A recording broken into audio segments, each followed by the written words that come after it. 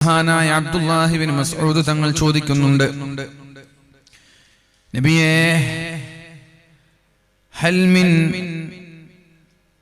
അലമിൻ തുഅറഫു ബിഹി സ്സാഅ, ഖിയാമത്ത് നാൾ എപ്പോഴാണെന്ന് അറിയപ്പെടുന്ന വല്ല അടയാളങ്ങളുണ്ടോ നബിയേ? ഹൽ മിൻ അലമിൻ തുഅറഫു ബിഹി സ്സാഅ, അന്ത്യനാൾ എപ്പോഴാണെന്ന് അറിയുന്ന വല്ല അടയാളങ്ങളും വല്ല സൂചനകളും ഉണ്ടോ എന്ന് അല്ലാഹുവിന്റെ ഹബീബിനോട് മഹാനായ അബ്ദുല്ലാഹി ഇബ്നു മസ്ഊദ് തങ്ങൾ ചോദിക്കുന്നുണ്ട്. ആ സമയത്താണ് റസൂലുള്ളാഹി സ്വല്ലല്ലാഹു അലൈഹി വസല്ലമ തങ്ങൾ പറഞ്ഞത്, നഅം ഇബ്നു മസ്ഊദ്, ഇബ്നു മസ്ഊദേ, അതെ, ഇന്ന മിൻ അലാമിസ് സാഅതി വഅശ്റാതിഹാ അൻ തകൂനൽ വലദു ഗൈളാ, വാശി പിടിക്കുന്ന ദുർവാശിക്കാരായ മാതാപിതാക്കളെ നിയന്ത്രിക്കുന്ന മക്കൾ ഉണ്ടാകുന്നത് ഖിയാമത്ത് നാളിന്റെ അടയാളമാണെന്ന് അല്ലാഹുവിന്റെ ഹബീബായ റസൂലുള്ളാഹി സ്വല്ലല്ലാഹു അലൈഹി വസല്ലമ തങ്ങൾ മഹാനായ ഇബ്നു മസ്ഊദ് റളിയല്ലാഹു അൻഹുവിനോട് പറഞ്ഞു കൊടുക്കുകയാണ്.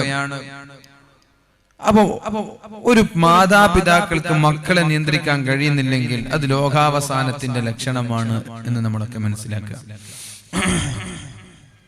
ഇന്ന് പല വഅലുകളിലും എവിടെ പോയാലും എല്ലാവരും വഅല് പറയാൻ പറയുന്നത് എന്താ പറയാ, എല്ലാ സ്ഥലത്ത് പോയാലും നമ്മൾ വിഷയം കൊടുക്കുന്നതിന് പകരം സംഘാടകരാണ് വിഷയം കൊടുക്കുന്നതെങ്കിൽ, ഒന്ന് സൈബർ ലോകം, രണ്ട് യുവാക്കളും ധാർമ്മിക ബോധവും, എല്ലാവർക്കും പറയാനുള്ളത് ചെറുപ്പക്കാരെയും ചെറുപ്പക്കാരികളെ നന്നായിട്ട് പറയണം. ഇത്ര കാലമായി പറയാൻ തുടങ്ങിയിട്ട് എന്തെങ്കിലും മാറ്റങ്ങൾ ഉണ്ടായോ? ചെറുപ്പക്കാരെയും ചെറുപ്പക്കാരികളും പറയാൻ തുടങ്ങിയിട്ട് എത്ര കാലമായി? എന്തെങ്കിലും മാറ്റം ഉണ്ടാ? ഇനിയൊരു മാറ്റം വരുത്താൻ തീരുമാനിച്ചിരിക്കുകയാണ് ഞാൻ. മാതാപിതാക്കൾ അങ്ങോട്ട് നന്നായിട്ട് പറയണം. ചെറുപ്പക്കാരൊന്നും പറയുന്നില്ല. നന്നായി മാതാപിതാക്കളെ പറയാം, എന്നാ നന്നായിക്കോളും, നാടും നന്നാവും, എല്ലാം നന്നാവും. മാതാപിതാക്കളെ പറയാൻ തുടങ്ങിയ ഈ ചെറുപ്പക്കാരെയും ചെറുപ്പക്കാരികളൊക്കെ പറയുന്നത് നിർത്തി നന്നായി കൊടുക്കേണ്ട രീതിയിൽ മാതാപിതാക്കൾക്ക് നല്ല 4 ഇടി കൊടുത്താൽ എല്ലാം ശരിയാവും, പ്രശ്നങ്ങളൊക്കെ ശരിയാവും. അടിക്കാൻ കഴിയുന്ന നല്ല അടി കൊടുക്കണം, മക്കൾക്കല്ല കൊടുക്കേണ്ട മാതാപിതാക്കൾക്കാണ്. സ്വന്തം മക്കളെ നിയന്ത്രിക്കാനും സ്വന്തം മക്കളെ നിയന്ത്രണത്തിൽ ഇസ്ലാം വരച്ച ആ ഒരു ബൗണ്ടറിയുടെ ആ ഒരു നിയന്ത്രണത്തിന്റെ പരിധിയിൽ കൊണ്ടുവരാനും കഴിയുന്നില്ലെങ്കിൽ പിന്നെ മാതാപിതാക്കളാണ് എന്ന് പറഞ്ഞ് നടക്കാൻ പാടില്ല. അതിന് കഴിയോ? മക്കളെ നോക്കാൻ കഴിയുമെങ്കിൽ മാത്രം കല്യാണം കഴിച്ചാൽ മതി. മക്കളെ നോക്കാൻ കഴിയുമെങ്കിൽ മാത്രം കല്യാണം കഴിച്ചാൽ മതി, അല്ലെങ്കിൽ കല്യാണം വരെ കഴിക്കരുത്. ഉസ്താദുമാരെ കൊണ്ട് ചെറുപ്പക്കാരെയും കുറെ ചെറുപ്പക്കാരികളും പറയിപ്പിച്ചിട്ട് ഇവിടെ എന്താ ഉണ്ടായത്? ഇത് നല്ല രീതിയിൽ ജീവിക്കാൻ നമ്മൾക്ക് ശ്രമിക്കുന്നു എന്നുവെച്ചാൽ ഞാൻ വലിയ മലക്കായത് കൊണ്ടോ ഞാൻ വലിയ നല്ല ആളായത് കൊണ്ടോ എന്നാണ് നിങ്ങൾ തെറ്റിദ്ധരിക്കരുത്. പക്ഷേ നമ്മളുടെ ഭാഗത്ത് അധ്വാനം വേണം, നമ്മുടെ ഭാര്യ നമ്മുടെ മക്കൾ നന്നാവാൻ. ഇസ്ലാം എന്ന് പറയുന്നത് മുഴുവനും ദിക്റിലാണ്. അത് നിങ്ങൾ ആദ്യം മനസ്സിലാക്കുക. ഇസ്ലാം എന്ന് പറയുന്നത് മുഴുവനും ദിക്റിലാണ്. ദിക്റില്ലാത്ത മേഖലകൾ ഇസ്ലാമിലില്ല എന്ന് നിങ്ങൾക്കിപ്പോ മനസ്സിലാക്കാം. ഇസ്ലാമിന്റെ ഓരോ മൂവ്മെന്റ്സും ഓരോ നീക്കുപോക്കുകളും ദിക്റിൽ അധിഷ്ഠിതമായതാണ്. ദിക്റില്ലാത്ത മേഖലകൾ ഇസ്ലാമിലില്ല. ഇനി ഒരു മനുഷ്യൻ ദിക്റില്ലാതെ നീങ്ങുകയാണെങ്കിൽ അവർ അല്ലാഹുവിൽ നിന്ന് അകലെയാണ്, അവന്റെ കൂട്ടുകാരായി പിശാചുക്കൾ ഉണ്ടാകും. പിന്നെ അവരെങ്ങനെ നന്നാവും? പരിശുദ്ധ ഖുർആനിൽ അല്ലാഹു പറയുന്നുണ്ട്, വമൻ അഅറള അൻ ദിക്രി ഫഇന്ന ലഹു മഈശതൻ ളൻകാ, ആരാണോ എന്റെ ദിക്റിൽ നിന്ന് മാറി നിൽക്കുന്നത്, വമൻ അഅറള അൻ ദിക്രി ഫഇന്ന ലഹു മഈശതൻ ളൻകാ, അവർക്ക് ഞാൻ നൽകുന്നത് വളരെ ഭാരമേറിയ കുടുസുള്ള ജീവിതമാണ്, ടെൻഷൻ നിറഞ്ഞ ജീവിതമാണ് എന്നാണ് അല്ലാഹു പറയുന്നത്. വമൻ അഅറള, മാറി നിന്നാൽ, അവഗണിച്ചാൽ, അൻ ദിക്രി, എന്റെ ദിക്റിൽ നിന്ന് മാറി നിന്നാൽ. എന്താണ് എന്റെ ദിക്ർ എന്ന് ഞാൻ ശേഷം പറഞ്ഞത്. ഈ എന്റെ ദിക്ർ എന്ന് പറഞ്ഞില്ലേ, എന്റെ ദിക്റിൽ നിന്നൊരാൾ മാറി നിന്നാൽ അവർക്ക് കിട്ടുന്ന ശിക്ഷ എന്താ? ഫഇന്ന ലഹു മഈശതൻ ളൻകാ, കൺജസ്റ്റഡ് ആയ ജീവിതം, കുടുസായ ജീവിതം. ജീവിതത്തിൽ സമാധാനം ഉണ്ടാവില്ല, മക്കളെ ഓർത്ത് എപ്പോഴും ടെൻഷൻ. പൈസ ഇഷ്ടം പോലെ ഉണ്ടാവും, എന്നാൽ മക്കളെ കൊണ്ടൊരു സ്വസ്ഥത കിട്ടൂല. കല്യാണം കഴിച്ച ഭാര്യയെ കൊണ്ടൊരു ടെൻഷൻ കിട്ടൂല. ബിസിനസ് തുടങ്ങിയ സ്റ്റാഫിനെ കൊണ്ടൊരു സുഖം കിട്ടൂല. ജീവിതം മുഴുവനും ടെൻഷൻ, ആകെ ഒരു ഇടുങ്ങിയതുപോലെ, എല്ലാവരും നമ്മെ ഒറ്റപ്പെടുത്തുന്നത് പോലെ, എല്ലാവരും നമ്മളിൽ നകലുന്നത് പോലെ, എന്തോ ഒരു വീർപ്പുമുട്ടി ജീവിക്കേണ്ടി വരുമെന്നാ പറഞ്ഞത്. എന്റെ ദിക്റിൽ നിന്ന് മാറി നിൽക്കുന്ന ആളുകൾക്ക് ഈ രീതിയിലുള്ള കുടുസായ ജീവിതം ഞാൻ നൽകുമെന്നാണ് അല്ലാഹു പരിശുദ്ധ ഖുർആനിൽ പറഞ്ഞത്. അത് മാത്രാണോ? വനഹ്ശുറുഹു യൗമൽ ഖിയാമത്തി അഅമാ, അവരെ ഞാൻ നാളെ മഹ്ശറ ലോകത്ത് ഒരുമിച്ച് കൂട്ടുന്നത് അന്ധന്മാരായിട്ടാണ് എന്നാണ് പറഞ്ഞത്. കണ്ണുപൊട്ടന്മാരായിട്ടാണ്. മഹ്ശറയിൽ ഇങ്ങനെ തപ്പിത്തടഞ്ഞ് കണ്ണ് കാണാതെ പോകേണ്ടി വരും മഹ്ശറയിലേക്ക് എത്തുമ്പോൾ. അപ്പൊ അവര് സ്വാഭാവികമായിട്ടും അവര് ചോദിക്കും, ഖാല റബ്ബി ലിമ ഹശർതനീ അഅമാ, അല്ലാഹുവേ എന്തിനാണ് എന്നെ കണ്ണ് പൊട്ടനാക്കിയത്, എന്തിനാണ് എന്നെ അന്ധനാക്കിയത്? വഖദ് കുന്തു ബസീറാ, എനിക്ക് നീ കാഴ്ച ശക്തി തന്നിട്ടുണ്ടല്ലോ ദുനിയാവിൽ കണ്ണിന് കാഴ്ച ശക്തി തന്ന നീ എന്തേ എന്നെ കണ്ണ് പൊട്ടനാക്കി അന്ധനാക്കി മാറ്റിയത് എന്ന് അല്ലാഹുവിനോട് മഹ്ശറയിൽ വെച്ച് അവർ ചോദിക്കുമെന്നാണ്. അപ്പോഴാണ് അല്ലാഹു പറയുന്നത്, ഖാല കദാലിക അതത്ക ആയാതുനാ ഫനസീതഹാ, നിനക്ക് എന്റെ ദൃഷ്ടാന്തങ്ങൾ ഒരുപാട് വന്നിട്ടില്ലയോ, വഅലുകൾ ഒരുപാട് കേട്ടിട്ടില്ലയോ? എത്രയോ വഅലുകൾ കേട്ടിട്ടുണ്ട്.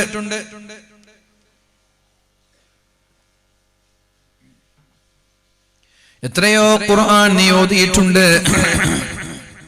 ഖുർആൻ ക്ലാസുകൾ നീ കേട്ടിട്ടുണ്ട്. ആ സമയത്തൊക്കെ നീ കണ്ണ് ചിമ്മിയില്ലേ?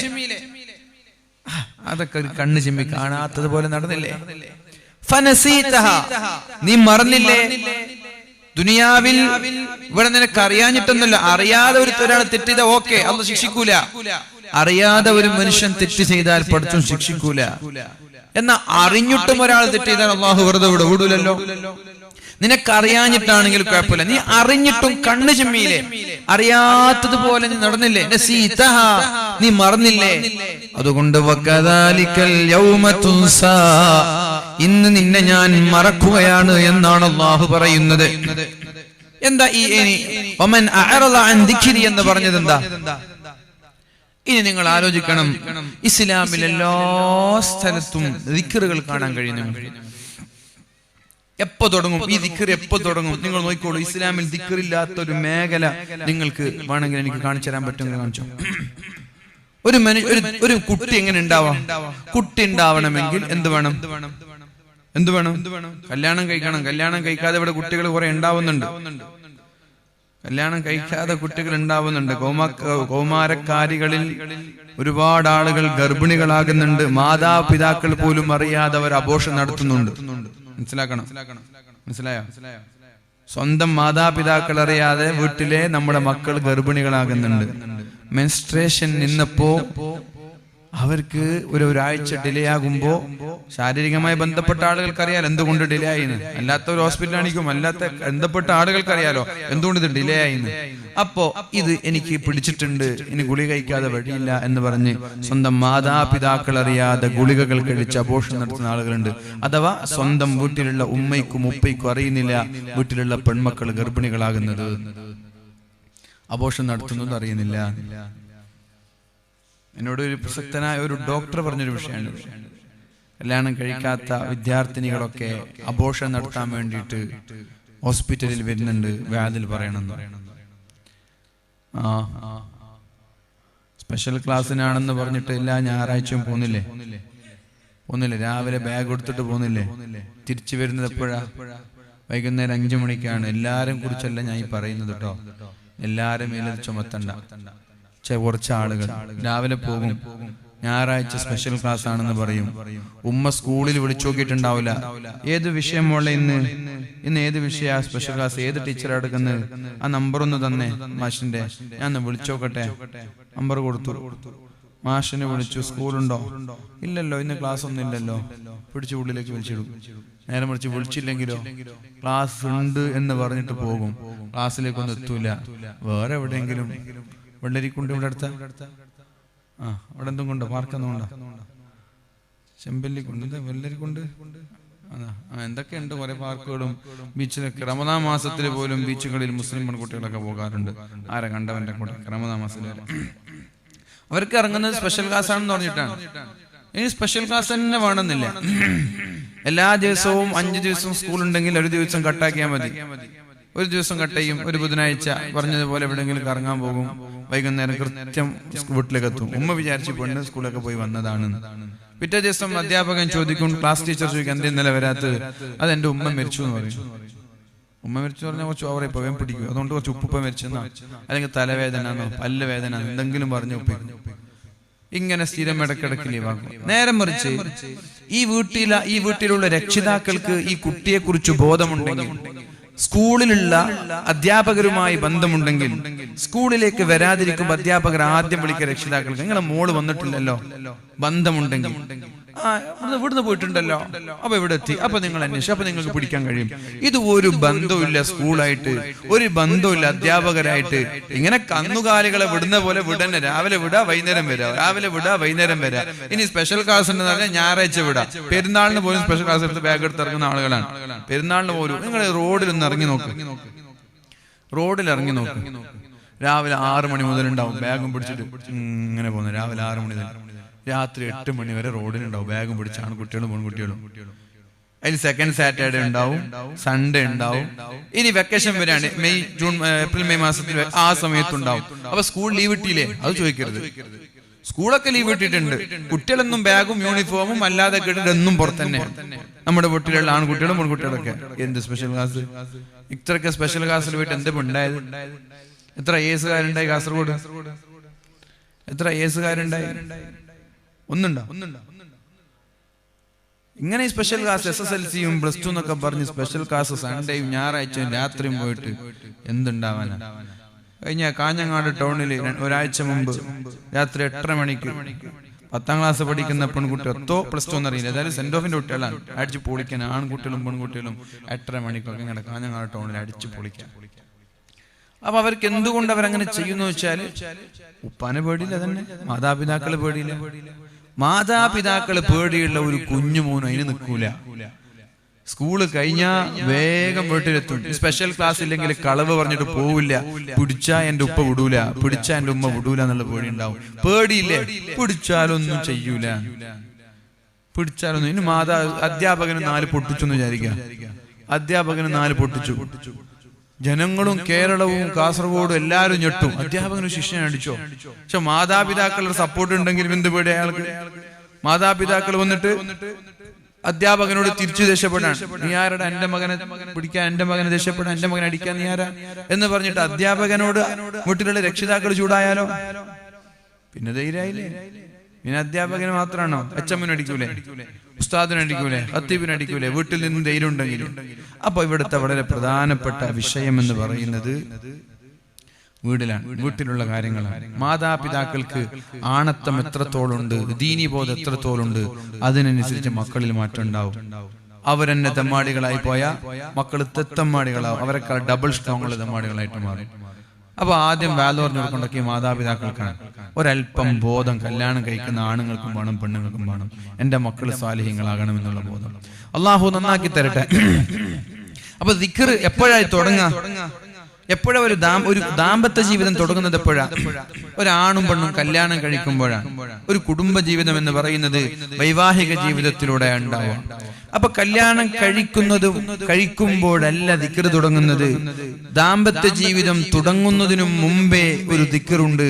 ആ ദിക്ർ നിരന്തരമായി ആവർത്തിച്ചു കൊണ്ടിരിക്കണം. ആര്? മക്കള് സ്വാലിഹീങ്ങളാകണം എന്നാഗ്രഹിക്കുന്നവർ.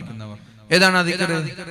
ربنا هب لنا من ازواجنا وذرياتنا قرة اعين واجعلنا للمتقين اماما. അല്ലാഹുവേ, ഒരു 18 വയസ്സായ ഒരു ചെറുപ്പക്കാരൻ SSLC പഠിക്കാണ്. 15 വയസ്സായ ഒരു ചെറുപ്പക്കാരൻ SSLC പഠിക്കാണ്. അവനും ഈ ദുആ ചെയ്യണം. അവന് കല്യാണം ആയിട്ടില്ല, ഭാര്യ ആയിട്ടില്ല, കല്യാണം കഴിക്കാനുള്ള പ്രായമായിട്ടില്ല. പക്ഷെ അവനും ദുആ ചെയ്യണം. 15 വയസ്സായിട്ടുള്ളൂ. അല്ലാഹുവേ, കൺകുളിർമയുള്ള ഭാര്യ എനിക്ക് നീ തരണേ അല്ലാ, കൺകുളിർമയുള്ള മക്കളെ നീ എനിക്ക് തരണേ അല്ലാ എന്ന് 15 വയസ്സായ ഒരു ചെറുപ്പക്കാരൻ ദുആ ചെയ്യണം. കല്യാണം കഴിഞ്ഞാൽ നിർത്താൻ പാടുണ്ടോ? ഇല്ല. കല്യാണം കഴിഞ്ഞാലും ആ പ്രാർത്ഥന തുടരണം. മക്കളുണ്ടായ നിർത്താൻ പാടുണ്ടോ? ഇല്ല. മക്കളുണ്ടായാലും ആ പ്രാർത്ഥന തുടരണം, മരണം വരെ തുടരണം. കല്യാണം കഴിയാത്തവർ ആണാണെങ്കിൽ അല്ലാഹുവേ എനിക്ക് നല്ലൊരു ദീനീബോധമുള്ള ഇണയെ തരണമെന്നാണ്. കല്യാണം കഴിഞ്ഞാൽ അല്ലാഹുവേ എന്റെ ഭാര്യയെ ദീനീബോധമുള്ള ഭാര്യയാക്കണേ എന്നാണ്. മക്കളുണ്ടായാൽ അല്ലാഹുവേ സ്വാലിഹീങ്ങളായ മക്കളാക്കണമെന്നാണ്. മക്കളില്ലെങ്കിൽ സ്വാലിഹായ മക്കളെ തരണമെന്നാണ്. മരണം വരെ ദുആ ചെയ്യണം. അഥവാ പ്രായപൂർത്തിയെത്തിയ ഒരാൾ ഓരോ നിസ്കാര ശേഷവും ചെല്ലേണ്ട ഒരു ദിക്റാണ്, ഒരു ദുആ ആണ്. റബ്ബനാ ഹബ് ലനാ മിൻ അസ്വാജിനാ وذرياتنا قرة أعين وجعلنا للمتقين إماما. ഒരു പെണ്ണാണെങ്കിലോ അല്ലാഹുവേ എനിക്ക് നീ നല്ലൊരു ഭർത്താവിനെ തരണം, ദീനുള്ള ഭർത്താവിനെ. കല്യാണം കഴിഞ്ഞിട്ട് ആ പെണ്ണ് ദുആ ചെയ്യുകയാണെങ്കിൽ അല്ലാഹുവേ എനിക്ക് തന്ന ഭർത്താവിനെ ദീനുള്ള ഭർത്താവാക്കണേ എന്നാണ്. മക്കൾ ഉണ്ടാകുന്നതിന് മുമ്പാണെങ്കിൽ സ്വാലിഹായ മക്കളെ തരണമെന്നാണ്. മക്കൾ ഉണ്ടായി കഴിഞ്ഞാൽ തന്ന മക്കളെ സ്വാലിഹീങ്ങളാക്കണമെന്നാണ്. ഈ ഒരു ദിക്റാണ് ആദ്യമായിട്ട് തുടങ്ങുന്നത്. അപ്പൊ ഇത് കല്യാണം കഴിയുന്നതിന് മുമ്പ് നാം കുടുംബജീവിതത്തിൽ ഇങ്ങനെ പോവാൻ, കല്യാണം കഴിയുന്നതിന് മുമ്പുള്ള ഒരു ദിക്റാണ്. ഇനി നമ്മൾക്ക് ദാമ്പത്യ ജീവിതത്തിലേക്ക് വരാം. കല്യാണ പ്രായത്തിൽ കല്യാണം കഴിക്കാൻ തീരുമാനമായി, അങ്ങനെ പെണ്ണ് കാണാൻ പോയി.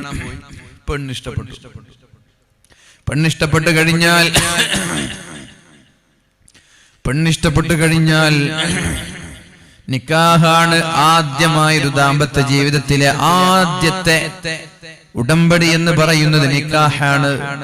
ആ നിക്കാഹ് തന്നെ തുടങ്ങുന്നത് ദിക്റിലൂടെയാണ്. അഊദു ബില്ലാഹി മിനശ് ശൈത്വാനിർ റജീം. ബിസ്മില്ലാഹിർ റഹ്മാനിർ റഹീം. ഉസവ്വിജുക അലാ മാ അമറല്ലാഹു തആല മിൻ ഇംസാകിൻ ബിമഅറൂഫിൻ ഔ തസ്രീഹിൻ ബിഇഹ്സാൻ. അല്ലാഹുവിന്റെ കരാറിൽ നിനക്ക് ഞാൻ വിവാഹം കഴിപ്പിച്ചു തരികയാണ്. കൂടെ നിർത്തുമ്പോൾ മാന്യമായി അന്തസ്സോടുകൂടി നിർത്തണം. കഴിയില്ലേ മാന്യമായി അവളെ പിരിച്ചുവിടണം എന്ന വാക്കോടുകൂടി, എന്ന കരാറോടുകൂടിയാണ് നിനക്ക് ഞാൻ കെട്ടിച്ചു തരുന്നത്. ഞാൻ എന്റെ മകളെ കെട്ടിച്ചു തന്നു. ഞാനത് സ്വീകരിച്ചു എന്ന് പറഞ്ഞു ഉപ്പ മകളെ ഏൽപ്പിച്ചു ഭർത്താവിന്റെ കയ്യിൽ. ഇതുവരെ ഭർത്താവും പെണ്ണും ബന്ധം തുടങ്ങിയിട്ടില്ല. ആ നിക്കാഹോടുകൂടി ബന്ധം തുടങ്ങിയിട്ട് ആദ്യമായിട്ട് തന്റെ ജീവിത സഖിയെ കാണാൻ വേണ്ടി മുറിയിലേക്ക് പോവാൻ. കല്യാണ ദിവസം എല്ലാവരും മാറി നിന്നു. എന്നിട്ട് ഭാര്യയ്ക്ക് വേണ്ടി നിങ്ങളുടെ ഡോറ് തുറന്നു തന്നു. ചില ആളുകൾ ജീവിതത്തിൽ ആദ്യമായിട്ട് ഒരു പെണ്ണിന്റെ കൂടെ ഒറ്റയ്ക്ക് നിൽക്കാണ്. എല്ലാവരും അല്ല, ചില ആളുകൾ എത്രയോ വട്ടം അങ്ങനെ നിന്നിട്ടുണ്ടാവും. അപ്പൊ അവർക്ക് ഇതൊരു ഇംപ്രസ് ഉണ്ടാവില്ല, ഒരു രസം ഉണ്ടാവില്ല, അവർക്കൊരു അനുഭവം ഉണ്ടാവില്ല.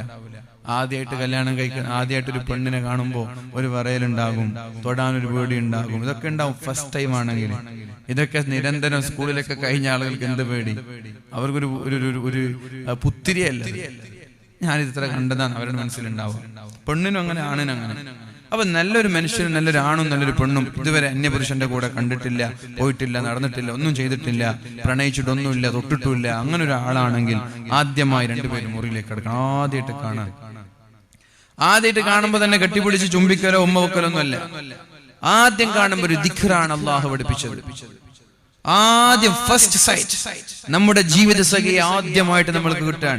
അപ്പൊ ഫസ്റ്റ് സൈറ്റിൽ തന്നെ നീ തുടങ്ങേണ്ടത് ദിക്റിലൂടെയാണ്. അവളുടെ തലയിൽ നീ കൈവക്കണം. അല്ലാഹുമ്മ ഇന്നി അസ്അലുക ഖൈറഹാ വ ഖൈറ മാ ജബൽതഹാ അലൈഹി. അല്ലാഹുവേ വ ഖൈറ മാ ജബൽത അലൈഹാ. അല്ലാഹുവേ ഈ പെണ്ണ് അഥവാ എന്റെ ജീവിത സഖി, അവളുടെ എല്ലാ ഖൈറും നീ എനിക്ക് തരണേ അല്ലാഹ്. ഈ പെണ്ണിൽ എന്തൊക്കെ ഖൈറുണ്ടോ അതൊക്കെ നീ എനിക്ക് തരണം റബ്ബേ. ഈ പെണ്ണിൽ വല്ല ഷർറുമുണ്ടോ ആ ഷർറിൽ നിന്ന് നീ കാക്കണേ അല്ലാഹ്. അല്ലാഹുമ്മ ഇന്നി അസ്അലുക ഖൈറഹാ. ആദ്യമായി ഒരു പെണ്ണിനെ കാണുമ്പോൾ ചെല്ലേണ്ട ദിക്റാണിത്. അല്ലാഹുവിന്റെ ഹബീബ് സല്ലല്ലാഹു അലൈഹി വസല്ലമ തങ്ങൾ നമ്മൾക്ക് പഠിപ്പിച്ചു തന്ന ദിക്റാണിത്. അല്ലാഹുമ്മ ഇന്നി അസ്അലുക ഖൈറഹാ വ ഖൈറ മാ ഉർസിലത് ബിഹി. അത് മറ്റൊരു ഹദീസാണ്. അതേപോലെ വഖൈറ മാ ജബൽത അലൈഹാ വഅഊദു ബിക മിൻ ശദ്ദിഹാ വശദ്ദി മാ ജബൽത അലൈഹി അല്ലാഹ് ജുബിലത അലൈഹി. അങ്ങനെ കുറെ റിപ്പോർട്ട് ഉണ്ട് ആ വിഷയത്തിൽ. ഏതായാലും ഒരു റിപ്പോർട്ട് പ്രകാരം അല്ലാഹുമ്മ ഇന്നി അസ്അലുക ഖൈറഹാ വഖൈറ മാ ജബൽതഹാ അലൈഹി, അല്ലാഹുവേ അവളുടെ ഖൈർ ഞാൻ ചോദിക്കുകയാണ്, അവളിൽ നിന്നുണ്ടാകുന്ന എല്ലാ ഖൈറും നീ എനിക്ക് തരണേ അല്ലാഹ്. അല്ലാഹുമ്മ ഇന്നി അഊദു ബിക ശർറഹാ വഅഊദു ബിക മിൻ ശദ്ദിഹാ, അവളുടെ എല്ലാ ശർറിൽ നിന്നും നീ എന്നെ കാക്കണേ അല്ലാഹ്. വമിൻ ശദ്ദി മാ ജബൽതഹാ അലൈഹി, അവളിൽ നിന്നുണ്ടാകാൻ പോകുന്ന ശർറിൽ നിന്നും എന്നെ നീ കാക്കണേ അല്ലാഹ്.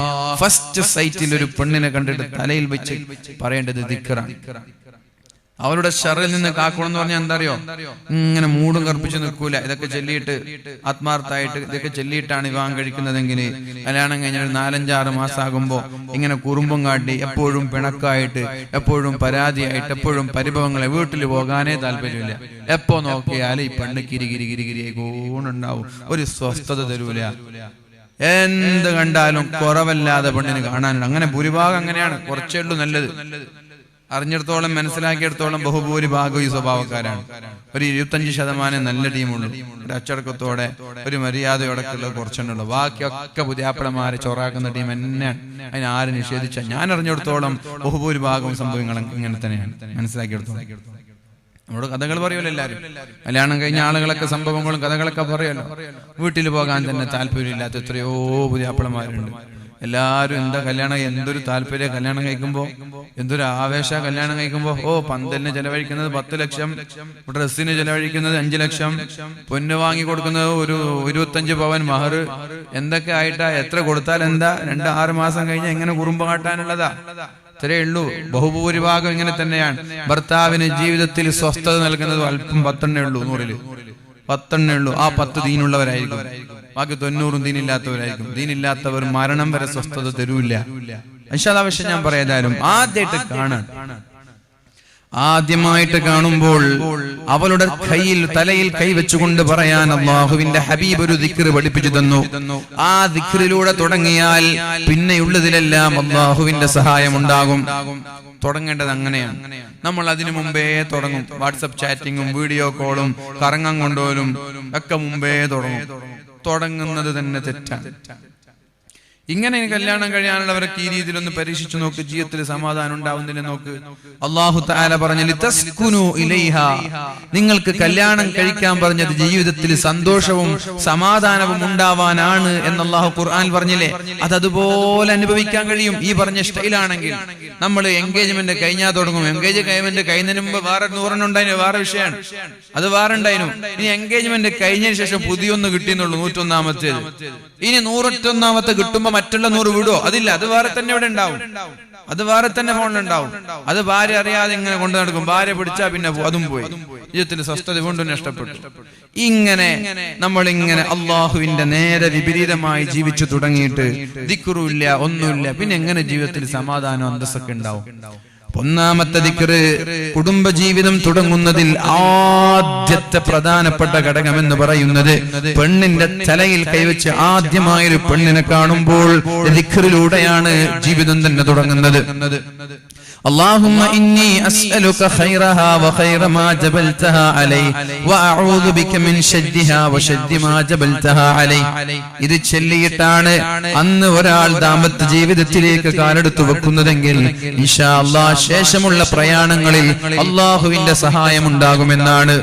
പിന്നെ അത് കഴിഞ്ഞ് എന്തും ചെയ്യാം, അയാൾ കെട്ടിപ്പിടിക്കുക, എന്ത് വേണമെങ്കിലും ചെയ്തോട്ടെ. അന്ന് കഴിഞ്ഞു. അങ്ങനെ പുറത്തു വന്നു, പുതിയാപ്പിളയൊക്കെ വീട്ടിലെത്തി. രാത്രി ഇൻഷാ അല്ലാഹ് ആദ്യ രാത്രിക്ക് വേണ്ടി വീട്ടിലെത്തി, ഭാര്യയുടെ വീട്ടിലെത്തി. ഭക്ഷണമൊക്കെ കഴിച്ചു, മുറിയിൽ പോയിട്ട് ആദ്യം തന്നെ എന്താ ചെയ്യേണ്ടത്? اللهم إني أعوذ بك اللهم جنبني الشيطان وجنب الشيطان ما رزقتنا. അല്ലാഹുവേ, പിശാചിന്റെ ശർറിൽ നിന്ന് എന്നെയും എന്റെ ഭാര്യയെയും നമ്മൾക്കുണ്ടാകുന്ന മക്കളെയും നീ കാക്കണേ എന്നാണ് ശാരീരികമായി ബന്ധപ്പെടുന്നതിനു മുമ്പേ ചെല്ലേണ്ട ദിക്ർ. അവിടെയും ദിക്റുണ്ട്. നിങ്ങൾ എവിടെ ദിക്ർ ഇല്ലാത്തത് പറ, ദിക്റില്ലാത്ത സ്ഥലം എവിടെന്ന് പറ. ദിക്ർ വളരെ പ്രധാനമാണ്. ഈ ദിക്ർ ഒഴിവാക്കുമ്പോഴാണ് മക്കളൊക്കെ തെമ്മാടികളായി പോകുന്നത്. ഈ ദിക്ർ ഒഴിവാക്കുമ്പോഴാണ് നമ്മുടെ മക്കളൊക്കെ തെമ്മാടികളായി പോകുന്നത്. ഇസ്ലാം പറഞ്ഞ രീതിയിൽ ജീവിക്കാൻ നമ്മൾ തയ്യാറായാൽ അതിന്റെ മാറ്റങ്ങൾ നിങ്ങളുടെ വീട്ടിലും കുടുംബങ്ങളിലും നിങ്ങൾക്ക് കാണാൻ സാധിക്കും. അല്ലാഹുമ്മ ജന്നിബിനി ശൈത്വാൻ വജന്നിബി ശൈത്വാന മാ റസഖ്തനാ. ഇതെന്തെയ്യുന്നറിയോ? കല്യാണം കഴിക്കുന്ന ചെറുപ്പക്കാരൊക്കെ പരിചയത്തിലുള്ള ഉസ്താദന്മാരെ വിളിച്ചു ചോദിക്കും, ഉസ്താദെ ആ ദിക്റും നിങ്ങൾ പറഞ്ഞുതരോ, അല്ലെങ്കിൽ വാട്സപ്പിൽ അയച്ചരോ, എന്താ ഫസ്റ്റ് നൈറ്റിൽ പറയാനുള്ള ദിക്ർ? അങ്ങനെ ഒരു ദിക്ർ ഇല്ല കേട്ടോ, ഫസ്റ്റ് നൈറ്റിൽ പറയാനൊരു ദിക്റില്ല. ആദ്യം കാണുമ്പോ തലയിൽ വെച്ച് ചെല്ലാനൊരു ദിക്റുണ്ട്, ഫസ്റ്റ് നൈറ്റിൽ പറയാനൊരു ദിക്റൊന്നുമില്ല. ഈ ദിക്ർ നിങ്ങളുടെ മരണം വരെ ചെല്ലണം. സത്യത്തിൽ ഫസ്റ്റ് നൈറ്റിൽ ചെല്ലിയില്ലെങ്കിൽ കുഴപ്പമില്ല എന്നുള്ള അഭിപ്രായക്കാരനാണ് ഞാൻ. കാരണം ഫസ്റ്റ് നൈറ്റിൽ ബഹുഭൂരിഭാഗം ആളുകളും ശാരീരിക ബന്ധത്തിൽ ഏർപ്പെടാൻ സാധ്യത വളരെ കുറവാണ്. ഫസ്റ്റ് നൈറ്റിൽ ചെല്ലിയില്ലെങ്കിലും കുഴപ്പമില്ല. ഇത് ചെല്ലേണ്ടത് ശാരീരിക ബന്ധങ്ങളിൽ ഏർപ്പെടുന്ന സമയത്താണ്. മക്കൾ ഉണ്ടാവാൻ സാധ്യതയുള്ളത് ശാരീരിക ബന്ധങ്ങളിൽ ഏർപ്പെടുമ്പോഴാണ്. അപ്പോ ഫസ്റ്റ് നൈറ്റ് ആയാലും ഇനി സെക്കൻഡ് നൈറ്റ് ആയാലും മരണം വരെ ഭാര്യയുടെ കൂടെ നിങ്ങൾ കിടന്നുറങ്ങുമ്പോ ഈ ദിക്ർ നിങ്ങൾ ചെല്ലണം. ആണും ചെല്ലണം, പെണ്ണും ചെല്ലണം. ദിക്റിലൂടെയാണ് തുടങ്ങേണ്ടത്. അല്ലാഹുമ്മ ജന്നിബിനി ശൈത്വാൻ വജന്നിബി ശൈത്വാന മാ റസഖ്തനാ. ഒന്നാമത്തെ രാത്രി കഴിഞ്ഞു, രണ്ട് സംസാരിക്കുമ്പോഴേക്കും സുബഹിയായി. എത്ര പെട്ടെന്ന് സുബഹിയായി എന്നൊക്കെ ചോദിക്കും. സുബഹിയായി. ഏതായാലും രാവിലെ ഭക്ഷണം കഴിച്ച് പിറ്റേ ദിവസം രാത്രി വീണ്ടും രാത്രി രണ്ടുപേരും ബെഡ്റൂമിലേക്ക് കയറുമ്പോൾ പെണ്ണും പറയണം ആണും പറയണം അല്ലാഹുമ്മ ജന്നിബിനി ശൈത്വാൻ. മധുവിധ ആഘോഷിക്കാൻ ഒരു മാസമൊക്കെ പിടിക്കുന്ന ആളുകളുണ്ട്. ഒരു മാസമൊക്കെ കഴിഞ്ഞിട്ട് രണ്ടുപേരും തമ്മിലൊന്ന് ആ ശാരീരിക ബന്ധത്തിലേക്ക് ഏർപ്പെടാൻ കഴിയും. ചില ആളുകൾക്ക് അങ്ങനെയാണ്. അപ്പൊ അതുവരെ ഇവര് ചെല്ലിയത് അവർക്ക് ഉപകാരം ഉണ്ടായിട്ടില്ല, പിശാചിന്റെ ഷറിൽ നിന്നൊക്കെ കാക്കും. പക്ഷേ അതിന്റെ ശരിക്കുള്ള എഫക്റ്റ് നിങ്ങൾ ഇത് ചെല്ലിയിട്ടാണ് ശാരീരിക ബന്ധങ്ങളിൽ ഏർപ്പെടുന്നത്. അന്നത്തെ രാത്രി നിങ്ങൾക്ക് കുട്ടികളുണ്ടായാൽ ലം യദുർറഹു ഉമ്മുസ്ബിയാൻ, ആ കുട്ടിക്ക് പിശാചിന്റെ ശർറ് ഉണ്ടാവൂല എന്ന് ശഫീഉനാ റസൂലുള്ളാഹി സ്വല്ലല്ലാഹു അലൈഹി വസല്ലം. നിങ്ങൾ ഫസ്റ്റ് നൈറ്റിലും ചൊല്ലി, ഒരാഴ്ച ചൊല്ലി, ആദ്യത്തെ ഒരാഴ്ച ചൊല്ലി, നിങ്ങൾക്ക് അല്ലാഹു മക്കൾ തരാൻ വിചാരിച്ച ആ രാത്രി നിങ്ങളത് ചൊല്ലിയില്ല. നിങ്ങൾ എല്ലാ രാത്രിയും ചെല്ലുന്നുണ്ട്, മക്കളെ തരാൻ അള്ളാഹു തീരുമാനിച്ച രാത്രി നിങ്ങൾക്ക് കട്ടകാലത്തിന് ചെല്ലാൻ ഇത് മറന്നു. ആണിനും മറന്നു, പെണ്ണിനും മറന്നു. അന്ന് കുട്ടി ഉണ്ടായി, ആ കുട്ടിക്ക് പൈശാചികമായ ശർറുണ്ടാകും. ആ കുട്ടിയെ നന്നാക്കാൻ കുറച്ച് പണിയുണ്ടാവും. ആ കുട്ടികൾ പറഞ്ഞാൽ കുറച്ച് മോട്ട് കാട്ടും, കുറച്ച് വാശി പിടിക്കുന്ന കുട്ടിയായിരിക്കും. വേല പറഞ്ഞാലും ഉപദേശമൊന്നും കേൾക്കൂല, മാതാപിതാക്കളൊന്നും അനുസരിക്കൂല. അങ്ങനെ ഏതെങ്കിലും ഒരു ദിവസം മറന്നിട്ട് അന്നത്തെ രാത്രി കുട്ടി ഉണ്ടായാൽ, ഇത് ചെല്ലാത്ത രാത്രിയാണെങ്കിൽ പൈശാചികമായ ശർറുണ്ടാവും. നമ്മുടെ ഒരു കുടുംബജീവിതത്തിൽ ഒരു മക്കൾ ഉണ്ടാവാനുള്ള തുടക്കമാണ് കല്യാണം കഴിയുന്നതിന് മുമ്പുള്ള ദുആയാണ് റബ്ബനാ ഹബ് ലനാ എന്നുള്ളത്. നല്ല ഇണയെ കിട്ടാനുള്ള ദുആ. നബി തങ്ങൾ പറഞ്ഞു, തഖയ്യറൂ ലിനുതഫിക്കും. കല്യാണം ചില ആളുകൾ കഴിക്കുന്നത് എന്തിനാണ്? സൗന്ദര്യം നോക്കി കല്യാണം കഴിക്കുന്നവരുണ്ട്. ബഹുഭൂരിഭാഗവും അങ്ങനെയാണ്. സൗന്ദര്യം നോക്കിയിട്ടാ ബഹുഭൂരിഭാഗം ആളുകളും കല്യാണം കഴിക്കണം. അതിന് കാരണം സ്കൂൾ വിടുന്ന സമയത്ത് ബൈക്കും ബുള്ളറ്റും കാറൊക്കെ എടുത്ത് പോകുന്നത് തന്നെയാണ് എന്റെ ഏറ്റവും വലിയ അടയാളം. പിന്നെ ടെക്സ്റ്റൈൽസിലും കല്യാണ മണ്ഡപങ്ങളിൽ വെച്ച് കാണുന്നത്, ബസ്സിൽ കാണുന്നത്, ഇതൊക്കെയാണ് ബഹുഭൂരിഭാഗം ആളുകൾക്കും പെണ്ണ് തിരഞ്ഞെടുക്കാനുള്ള വഴി. ഇതൊക്കെയാണ്. അതിന്റെ അർത്ഥം സൗന്ദര്യമാണ് പ്രധാനം. ചില ആളുകൾ തറവാട് നോക്കിയിട്ട് കല്യാണം കഴിക്കുന്നവരുണ്ട്. വലിയ മുതലാളിമാർക്ക് സൗന്ദര്യം ഇല്ലെങ്കിലൊന്നും കുഴപ്പമില്ല. അവർക്ക് അവരെ പോലെ തന്നെ വലിയ കോടീശ്വരന്മാരാവണം. വലിയ മുതലാളിമാർ. ഇപ്പൊ അംബാനിന്റെ പെണ്ണിനൊന്നും നമ്മുടെ നാട്ടിലുള്ള ആർക്കും കല്യാണം കഴിച്ചു കൊടുക്കും? ഇനി ലോകസുന്ദരിയാണെന്ന് വിചാരിച്ചോ, നമ്മുടെ നാട്ടിൽ ലോകസുന്ദരി ഉണ്ടെന്ന് വിചാരിച്ചോ എന്റെ മോനൊന്ന് കല്യാണം കഴിക്കും? ഇല്ല. അവർക്ക് അവരുടെ ആ എക്കണോമിക്കൽ സാമ്പത്തികമായിട്ടുള്ള നിലവാരത്തിനനുസരിച്ചുള്ള ഒരു കുടുംബം വേണം. വലിയ വീട് വേണം, വലിയ ബിസിനസ് സാമ്രാജ്യങ്ങളെ അവർ കഴിക്കുള്ളൂ. അപ്പൊ സമ്പത്ത് നോക്കിയിട്ട് കല്യാണം കഴിക്കുന്നവരുണ്ട്. ചില തറവാട്ടുകാർ, അവർക്കും അതേപോലെ നല്ല സൗന്ദര്യമൊന്നും അവർക്ക് അത്ര മാതാപിതാക്കൾക്ക് ദഹിക്കൂല. ചില ആളുകൾ തറവാട് എന്ന് പറഞ്ഞിട്ട് മരിക്കുന്ന കുറച്ച് ആളുകളുണ്ട്. തറവാട്ടുകാരെ പള്ളിന്റെ സെക്രട്ടറി ആവാൻ പാടുള്ളൂ, തറവാട്ടുകാരെ പ്രസിഡന്റ് ആവാൻ പാടുള്ളൂ, തറവാട്ടുകാരെ ഇവിടെ സ്കൂൾ നോക്കാൻ പാടുള്ളൂ. അങ്ങനെയൊന്നുമില്ല. നിങ്ങളുടെ തക്കവയുള്ള ആളാകേണ്ടത് തറവാട്ടാരൊന്നുമല്ല. തക്കവയുള്ള ആളാ പള്ളി നോക്കേണ്ടത്, മറ്റുള്ള കാര്യങ്ങളൊക്കെ നോക്കേണ്ടത്. എന്ത് തറവാട്ടുകാർക്ക് എന്തോ ഒക്കെയുള്ളത്?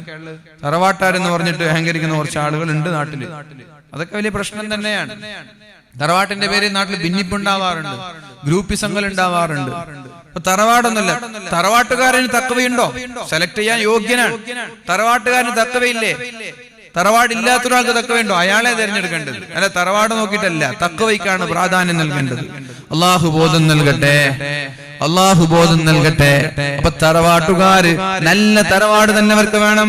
അവരുടെ മകൻ ഏതെങ്കിലും ഒരു പെണ്ണിനെ പ്രണയിച്ചു, ആദ്യം നോക്കുന്നത് തറവാട് എങ്ങനെ പോരാ, തറവാടില്ല, അതുകൊണ്ട് വേണ്ട. അപ്പൊ തറവാട് നോക്കി കല്യാണം കഴിക്കുന്നവരുണ്ട്. പിന്നെ ചില ആളുകൾ സൗന്ദര്യം നോക്കി കല്യാണം കഴിക്കും, ചില ആളുകൾ സമ്പത്ത് നോക്കും, ചില ആളുകൾ പെണ്ണിന്റെ ദീന് നോക്കി കല്യാണം കഴിക്കുന്നവരുണ്ട്. തറവാടൊക്കെ ഉണ്ട്. അപ്പൊ അവരൊരു തറവാട് നോക്കി, അവർ കുറച്ച് മോഡേൺ ഫാമിലിയാണ്. ഇവരാണെങ്കിൽ നല്ല ഓർത്തഡോക്സ്, ഒരു പാരമ്പര്യമുള്ള പഴമയുള്ള പടച്ചോനെപ്പെടുന്ന ഒരു ടീമാണ്. അപ്പൊ അവര് പറയും നമുക്കത് വേണ്ട, വീട് ചെറുതായാലും കുഴപ്പമില്ല, കുടുംബം ചെറുതായാലും കുഴപ്പമില്ല, നല്ലൊരു ദീനുള്ള പെണ്ണിനെ നോക്കിയിട്ട് കല്യാണം കഴിക്കാമെന്ന്. അങ്ങനെ അവര് ദീനുള്ള കല്യാണം, ദീനുള്ള പെണ്ണിനെ നോക്കി കല്യാണം കഴിക്കും. ആരുടെ കല്യാണമാണ് ദാമ്പത്യ ജീവിതത്തിൽ സന്തോഷത്തോടെ മരണം വരെ ജീവിക്കാൻ കഴിയുന്നത് ആർക്കാണ്? സമ്പത്ത് നോക്കിയവനും തറവാട് നോക്കിയവനും അതേപോലെ തന്നെ സൗന്ദര്യം നോക്കിയവനും ജീവിതത്തിൽ സമാധാനം ഉണ്ടാവൂല. തുടക്കകാലത്തൊക്കെ രസമുണ്ടാവും, പിന്നെ ജീവിതത്തിൽ സമാധാനം ഉണ്ടാവൂല. എന്നാൽ ദീന് നോക്കി ഒരാള് കല്യാണം കഴിച്ചാൽ ആ പെണ്ണിങ്ങനെ കിരികിരിയാക്കാൻ നിൽക്കൂല, ആ പെണ്ണ് ഭർത്താവിനെ വിഷമിപ്പിക്കാൻ നിൽക്കൂല. ആ പെണ്ണ് മനസ്സിലാക്കുന്നത് എന്റെ ഭർത്താവിന്റെ വിഷമം എന്റെ വിഷമമാണ്, ഞാൻ എന്തെങ്കിലും പരാതി പറഞ്ഞാൽ എന്റെ ഭർത്താവിന് വിഷമമാവോ എന്നൊരു പേടി ഉണ്ടാവും. അത് പഠിക്കേണ്ടത് ഉമ്മു സുലൈം ബീവിയിൽ നിന്നാണ്. ഭർത്താവ് വരുമ്പോ മകൻ മരിച്ചിട്ടുണ്ട്, മകൻ മരണപ്പെട്ടിട്ട് ആ ഭർത്താവിനെ അറിയിക്കാതെ മറമാടുകയുണ്ടായി. എന്നിട്ട് ഭർത്താവ് വന്നിട്ട് വീട്ടിലെത്തുമ്പോ ഭർത്താവ് ചോദിച്ചു, എവിടെ നമ്മുടെ മകൻ, എവിടെ കുഞ്ഞെവിടെ? കുഞ്ഞു ഉഷാറിൽ ഉറങ്ങുന്നുണ്ട് എന്നൊക്കെ പറഞ്ഞിട്ട് നേരെ എന്ത് ചെയ്തു, നല്ല ഭക്ഷണം കൊടുത്തു. ഭാര്യ ഒന്നിച്ചിരുന്ന് ഭക്ഷണം കഴിച്ചു. ദൂരെ നിന്ന് യാത്ര ചെയ്ത് വരുമ്പോ, ഗൾഫുകാർക്ക് എപ്പോഴും ഫസ്റ്റ് നൈറ്റ് ആണെന്ന് പറയാറുണ്ട്. 2 വർഷമൊക്കെ കഴിഞ്ഞിട്ട് വരുമ്പോ അവർക്ക് ആദ്യ രാത്രി തന്നെയാണ്. നാട്ടിലെപ്പോഴും ഉണ്ടാകുമ്പോ ആദ്യ രാത്രി ഉണ്ടാവില്ല. ഗൾഫിൽ പോയിട്ട് വരുമ്പോ 1 വർഷം കഴിഞ്ഞാലും 2 വർഷം കഴിഞ്ഞാലും അവർക്കൊന്നും ആദ്യ രാത്രി തന്നെ, 50 വയസ്സായാലും ആദ്യ രാത്രി തന്നെയാണ്. അപ്പൊ ഭർത്താവ് ദീർഘമായ ഒരു യാത്ര കഴിഞ്ഞിട്ട് വരികയാണ്. അപ്പൊ സ്വാഭാവികമായിട്ട് ഭർത്താവിന് ഭാര്യയുടെ കൂടെ കിടപ്പറ പങ്കിടണം എന്നുള്ള അതിയായ താല്പര്യം ഉണ്ടാവും. നല്ല തക്കവയുള്ള ഭർത്താക്കന്മാരാണെങ്കിലും വേറെ എവിടെയെങ്കിലും പോകുന്ന ആളുകൾക്ക് അതൊന്നും വിഷയമില്ല. നേരത്തെ പറഞ്ഞല്ലോ, തക്കവയുള്ള ഭർത്താക്കന്മാർക്കൊക്കെ ഉണ്ടാവും. അപ്പൊ സ്വാഭാവികമായി ഈ ഭാര്യയ്ക്ക് മനസ്സിലെ ഭർത്താവ് ദൂരെ നിന്ന് യാത്ര ചെയ്യാണല്ലോ, അപ്പൊ ഭർത്താവിന് ശാരീരികമായ താല്പര്യങ്ങൾ ഉണ്ടാവുന്ന ഉറപ്പാണ്. ഇനി ഞാൻ വന്ന ഉടനെ മകൻ മരിച്ചു എന്ന് പറഞ്ഞാൽ ആകെ ഡെസ്പാവും. മകൻ മരിച്ച ദിവസം വന്നിട്ട് എങ്ങനെയാ ഭക്ഷണം കഴിക്കുക, എങ്ങനെ കിടപ്പറ പങ്കിടുക? അതുകൊണ്ട് അതൊന്നും പറയാതെ മറച്ചു വെച്ചു, നല്ല ഭക്ഷണം കൊടുത്തു, കിടപ്പറ പങ്കിട്ടിട്ട് എല്ലാം കഴിഞ്ഞതിന് ശേഷം ഭാര്യ പറഞ്ഞു, പിന്നെ ഒരാള് നിങ്ങളോട് എന്തെങ്കിലും ഒരു കടം വാങ്ങിയാൽ നിങ്ങൾ തിരിച്ചു കൊടുക്കണ്ടേ? കൊടുക്കണം. കൊടുത്തില്ലെങ്കിലോ ഡിസംബർ 22-ാം തീയതി ഫെബ്രുവരി 22-ാം തീയതി തരാന്ന് പറഞ്ഞു, നിങ്ങൾ തിരിച്ചു കൊടുത്തില്ലെങ്കിൽ ഞാൻ മോശക്കാരനാണ്. നിങ്ങൾക്ക് തരാനുണ്ടെങ്കിലോ അഥവാ നിങ്ങളോട് 10,000 രൂപ ഇന്ന് തരാന്ന് പറഞ്ഞു തന്നില്ലെങ്കിലോ അക്രമിയാണ് അയാൾ.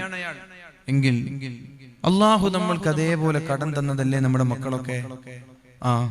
ആ കടം തന്ന ആൾ അള്ളാഹു തിരിച്ചു പിടിച്ചിരിക്കാൻ, കടം തിരിച്ച് അള്ളാഹു ചോദിച്ചിരിക്കുകയാണ്. അപ്പൊ നമ്മ കൊടുക്കണ്ടേ? കൊടുക്കണം. അള്ളാഹുവിന് കൊടുത്തിരിക്കുകയാണ്, മകൻ പോയിരിക്കുകയാണ്. പഠിച്ചോനെ പുതിയാപ്പിളിക്ക് വലിയ വിഷമം. എന്താ വിഷമം എന്നറിയോ?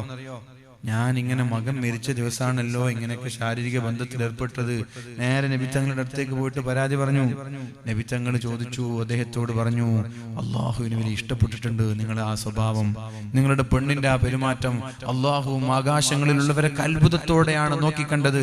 അള്ളാഹു തആല ബാറകല്ലാഹു ഫീ ലൈലതികുമാ, നിങ്ങളുടെ ആ രാത്രിയിൽ അള്ളാഹു ബർക്കത്ത് ചെയ്യട്ടെ എന്ന് നബി തങ്ങൾ ദുആ ചെയ്തു. അന്നത്തെ രാത്രിയിൽ അവർക്ക് അള്ളാഹു ഒരു കുട്ടിയെ നൽകി. ആ കുട്ടി ലോകം കണ്ട പ്രഗത്ഭനായ പണ്ഡിതനായി മാറി. അബ്ദുല്ലാഹ് ഇബ്നു അബീ തുൽഹ റളിയല്ലാഹു അൻഹു. അപ്പൊ പടച്ചോനെ പേടിയുള്ള പെണ്ണുങ്ങൾ എപ്പോഴും നോക്കാം, എന്റെ ഭർത്താവിന് വിഷമം വരരുത്, ഞാൻ കുറച്ച് കഷ്ടപ്പെട്ടാലും കുഴപ്പമില്ല, ഞാൻ കുറച്ച് പ്രയാസപ്പെട്ടാലും കുഴപ്പമില്ല, ഞാൻ കുറച്ച് സഹിച്ചാലും കുഴപ്പമില്ല, എന്റെ ഭർത്താവിന് വിഷമം ഉണ്ടാവരുതെന്നാണ് പടച്ചോനെ പേടിയുള്ള പെണ്ണുങ്ങളൊക്കെ വിചാരിക്കുക. അല്ലാത്തവർക്ക് എന്താ വിചാരിക്കുക? ഭർത്താവിന് ഇത് കുണ്ടിൽ വീണാലും കുഴപ്പമില്ല, ഞാൻ സുഖിക്കണം, എനിക്ക് ടെൻഷൻ ഉണ്ടാവാൻ പാടില്ല, ഞാൻ പറഞ്ഞതൊക്കെ ഇവിടെ വേണം, ഞാൻ പറഞ്ഞത് വാങ്ങിച്ചു തരണം, ഞാൻ പറഞ്ഞ പോലെ വീടെടുക്കണം, ഞാൻ പറഞ്ഞ വണ്ടി എടുക്കണം, ഞാൻ പറഞ്ഞതൊക്കെ ചെയ്തു തരണം, ഞാൻ പറഞ്ഞ സ്ഥലത്തേക്ക് കൊണ്ടുപോകണം. ഭർത്താവിന് കഴിയോ ഇല്ലേ, സമയമുണ്ടോ ഇല്ലേ, അതൊന്നും ഇവർക്ക് വിഷയമല്ല. ഇത് ദീനില്ലാത്ത പെൺകുട്ടികളുടെ സ്വഭാവമാണ്. അപ്പൊ ആർക്കാ ജീവിതത്തിൽ സുഖം ഉണ്ടാവുക? ദീനുള്ളവർക്കേ സുഖം ഉണ്ടാവുള്ളൂ. അതാണ് അല്ലാഹുവിന്റെ ഹബീബ് പറഞ്ഞത്, ദീനുള്ള പെണ്ണിനെ നോക്കി കല്യാണം കഴിച്ചു എന്ന് പറയാനുള്ള കാരണം അതാണ്. അവർക്കാണ് വമിൻ ആയാതിഹി അൻ ഖലഖ ലക്കും മിൻ അൻഫുസികും അസ്വാജൻ ലിതസ്കുനൂ ഇലൈഹാ വജഅല ബൈനകും മവദ്ദതൻ വറഹ്മ. വിവാഹം കഴിക്കുവീൻ, ആ വിവാഹത്തിൽ നിങ്ങൾക്ക് സുഖമാണ്, സന്തോഷമാണ്, സമാധാനമാണ് ലഭിക്കുന്നത് എന്ന് അല്ലാഹു പറഞ്ഞത് ഈ രീതിയിലുള്ള അല്ലാഹുവിനെ പേടിയുള്ള പെണ്ണിലാണ്, ദീനീ ബോധമുള്ള പെണ്ണിലാണ് അല്ലാഹു റബ്ബ് സുബ്ഹാനഹു വ തആല ഈ കാര്യങ്ങളെല്ലാം പറഞ്ഞത്. അപ്പൊ കല്യാണം കഴിഞ്ഞ ആളുകളൊക്കെ ഏതായാലും പെട്ടത് പെട്ടു ഉസ്താദെ, ഇനി രണ്ടാമതൊന്ന് ദീനുള്ളതിനെ നോക്കട്ടെ എന്ന് ആലോചിക്കണ്ട. ഏതായാലും പെട്ടത് പെട്ടു, കുടുങ്ങി കഴിഞ്ഞു, കഴുത്തിലൊന്ന് വീണ് കഴിഞ്ഞു, ഇനി പുതിയതൊന്ന് ദീനുള്ളത് നോക്കട്ടെ എന്ന് വിചാരിച്ചാല് ഈ പഴയത് ദീനുള്ളതാവില്ലല്ലോ. പുതിയത് കെട്ടിയെന്ന് പറഞ്ഞിട്ട് പുതിയത് കെട്ടിയെന്ന് വിചാരിച്ച് പഴയതിന് അതിന് ഒഴിവാക്കാൻ പറ്റില്ലല്ലോ. അപ്പൊ ഏതായാലും അത് രണ്ടും കൂടി ചൊറയാണ്. രണ്ടാമത് കെട്ടിയ ബഹുഭൂരിഭാഗം ആളുകൾ പെട്ട ചരിത്രം ഞാൻ അറിഞ്ഞെടുത്തോളൂ. കല്യാണം കഴിഞ്ഞിട്ട് രണ്ടാമതൊന്ന് കെട്ടിയ ആളുകൾ ബഹുഭൂരിഭാഗം ആളുകളും, നിങ്ങൾ ആരെങ്കിലും കെട്ടിയിട്ടുണ്ടെങ്കിൽ ഞാൻ കുറ്റപ്പെടുത്തല്ല, പ്രോത്സാഹിപ്പിക്കല്ല, കെട്ടിയ ആളുകളൊക്കെ ബഹുഭൂരിഭാഗം ആളുകൾ പെട്ട ചരിത്രം ഞങ്ങൾക്ക് അറിഞ്ഞിട്ടുള്ളൂ. അതുകൊണ്ട് അള്ളാഹു നമ്മൾക്ക് നൽകിയ ഭാര്യമാരെ തന്നെ പടച്ചവനോട് ദുആ ചെയ്യുക, പടച്ചവൻ എന്ന് ദീനി ബോധമുള്ളാക്കി തന്ന റബ്ബേ, പടച്ചവനോട് കരഞ്ഞ് ദുആ ചെയ്യുക, ഒന്ന് നീ ദീനി ബോധമുള്ള പെണ്ണാക്കി തന്ന റബ്ബേ, സഹിച്ചിട്ട് മടുത്തുപോയി, അങ്ങനെ ദുആ ചെയ്താൽ മതി. നിങ്ങൾ കുറെ ചിരിക്കണ്ടൊന്നും വേണ്ട, നിങ്ങളെ കൊണ്ട് ഭാര്യമാരും കുറെ അനുഭവിക്കുന്നുണ്ടാവും, മനസ്സിലായോ? നിങ്ങൾ വരെ ചിരിക്കും, ഭാര്യമാരെ പറയും അങ്ങനെ വേണമെന്നൊക്കെ വിചാരിക്കണ്ട, നിങ്ങളെ പെണ്ണുങ്ങൾ നിങ്ങളെ കൊണ്ടിട്ട് ഇതേപോലെ മടുത്തിട്ടുണ്ടാവും. പടച്ചോനെ ഒന്ന് ഈ പുതിയാപ്പിളനെ അങ്ങനെ ഒന്ന് രക്ഷപ്പെട്ടാൽ മതിയേനു എന്ന് ആഗ്രഹിക്കുന്ന എത്ര പെണ്ണുങ്ങളുണ്ടാവും. ഇയാളെ കൊണ്ട് കല്യാണം കഴിച്ചത് മുതൽ ഞാൻ പെടാൻ തുടങ്ങിയതാണ്, കല്യാണം കഴിച്ചത് മുതൽ ഞാൻ അനുഭവിക്കാൻ തുടങ്ങിയതാണെന്നൊക്കെ എത്ര പെണ്ണുങ്ങൾ അനുഭവിക്കുന്നുണ്ടാകും ഇവിടെ. അപ്പൊ അതുകൊണ്ട് രണ്ടാളും, പെണ്ണായാലും ആണായാലും, ജീവിതത്തിലെ ലക്ഷ്യം ദുആ ചെയ്യേണ്ടത്, പ്രാർത്ഥിക്കേണ്ടതൊക്കെ പടച്ചോനെ പേടിയുള്ള ഒരു ഇണ എനിക്ക് തരണമെന്നാണ്. അങ്ങനെ ഇണയെ കിട്ടി, തലയിൽ കൈവച്ചു, രാത്രി കിടന്നുറങ്ങുമ്പോ ബിസ്മില്ലാഹി അല്ലാഹുമ്മ ജന്നിബിനിശ് ശൈത്വാന മാ റസഖ്തന എന്ന് പറഞ്ഞു. അതിൽ നിന്ന് കുട്ടിയുണ്ടായി. ആ കുട്ടി ജനിക്കാൻ പോവുകയാണ്. കുട്ടി ജനിച്ച ഉടനെ ദിക്റുണ്ട്. ഞാൻ പറയുന്നത് ദിക്റാണല്ലോ. കുട്ടി ജനിച്ച ഉടനെ ദിക്റുണ്ട്. എന്താ കുട്ടി ജനിച്ച ഉടനുള്ള ദിക്റ്? കുട്ടിയുടെ വലത് ചെവിയിൽ അല്ലാഹു അക്ബർ, വേറെ ഒരു സംസാരം പോലും കേൾക്കാൻ പാടില്ല, വേറെ ഒന്നും മിണ്ടുകയോ സംസാരിക്കുകയോ ചെയ്യാതെ കുട്ടി ജനിച്ച ഉടനെ കുട്ടിയുടെ വലത് ചെവിയിൽ അല്ലാഹു അക്ബർ എന്നുള്ള ദിക്റ് ചൊല്ലി കൊടുക്കണം. ഫസ്റ്റ് കേൾക്കുന്നത് അല്ലാഹു അക്ബർ എന്നാണ്. ഇനി ലാസ്റ്റ് മരണപ്പെടുന്നത് അതുപോലെയാണ്. ശ്രദ്ധിക്കണം, ഞാൻ പറയുന്നത് തുടക്കവും ഒടുക്കൊക്കെ ദിക്ർ തന്നെയാണ്. ഒന്നാമത്തെ ആദ്യത്തെ ചെവിയിൽ ബാങ്ക് കൊടുത്തു, ഇടത് ചെവിയിൽ ഇഖാമത്ത് കൊടുത്തു. എന്നിട്ടൊരു ദുആ കൂടി, അല്ലാഹുമ്മ ഇന്നി ഉഈദുഹാ ബിക വദുരിയതഹാ മിനശ് ശൈത്വാനിർ റജീം. അല്ലാഹുവേ, എന്നെയും എന്റെ ഈ ജനിക്കാൻ പോകുന്ന കുഞ്ഞിനെ, ഈ കുഞ്ഞിന്റെ സന്തതികളെ, അഥവാ എനിക്ക് വരാനിരിക്കുന്ന തലമുറയെ പിശാചിന്റെ ശർറിൽ നിന്ന് കാക്കണേ എന്ന് പറഞ്ഞ് ചെവിയിൽ ഊതണമെന്നാണ്. വലത് ചെവിയിൽ ഊതണം. ഇതൊക്കെ തുടക്കത്തിലുള്ള കാര്യങ്ങളാണ്, ദിക്റുകളാണ്. അല്ലാഹുമ്മ ഇന്നി ഉഈദുഹാ ബിക വദുരിയതഹാ മിനശ് ശൈത്വാനിർ റജീം. അല്ലാഹുവേ, എന്റെ ഈ സന്താനത്തെയും സന്താന പരമ്പരയെയും പിശാചിന്റെ ശർറിൽ നിന്ന് നീ കാക്കണം അല്ലാഹ്. അത് കഴിഞ്ഞാൽ പിന്നെ ഇന്നാ അൻസൽനാഹു ഫീ ലൈലത്തിൽ ഖദർ എന്ന സൂറത്ത് ചെവിയിലേക്ക് ഓതി ഊതണമെന്നാണ്. അത് ഓതി ഊതിയാൽ ആ മക്കൾ ജീവിതത്തിൽ വ്യഭിചരിക്കൂല എന്നാണ്, ആ മക്കൾ ഒളിച്ചോടൂല എന്നാണ്, ആ മക്കൾ പ്രണയിക്കൂല എന്നാണ്. ഇന്നാ അൻസൽനാഹു ഫീ ലൈലത്തിൽ ഖദർ വമാ അദ്റാക മാ ലൈലത്തുൽ ഖദർ ലൈലത്തുൽ ഖദ്രി ഖൈറും മിൻ അൽഫി ശഹർ. ഇആനത്തു താലിബീനിൽ ഈ സംഭവം ഉദ്ധരിക്കുന്നുണ്ട്. വലതു ശബീൽ ഇത് ഓതി ഊതണമെന്നാണ്. അപ്പൊ ദിക്റ് ബന്ധം മനസ്സിലായില്ലേ? ദിക്റിന്റെ ബന്ധം മനസ്സിലായില്ലേ? എവിടെയെങ്കിലും ദിക്റ് ഒഴിവാക്കാനുണ്ടോ? ഇല്ല. ഇനി കുട്ടി ജനിച്ചിട്ട് ഇതൊക്കെ കഴിഞ്ഞു.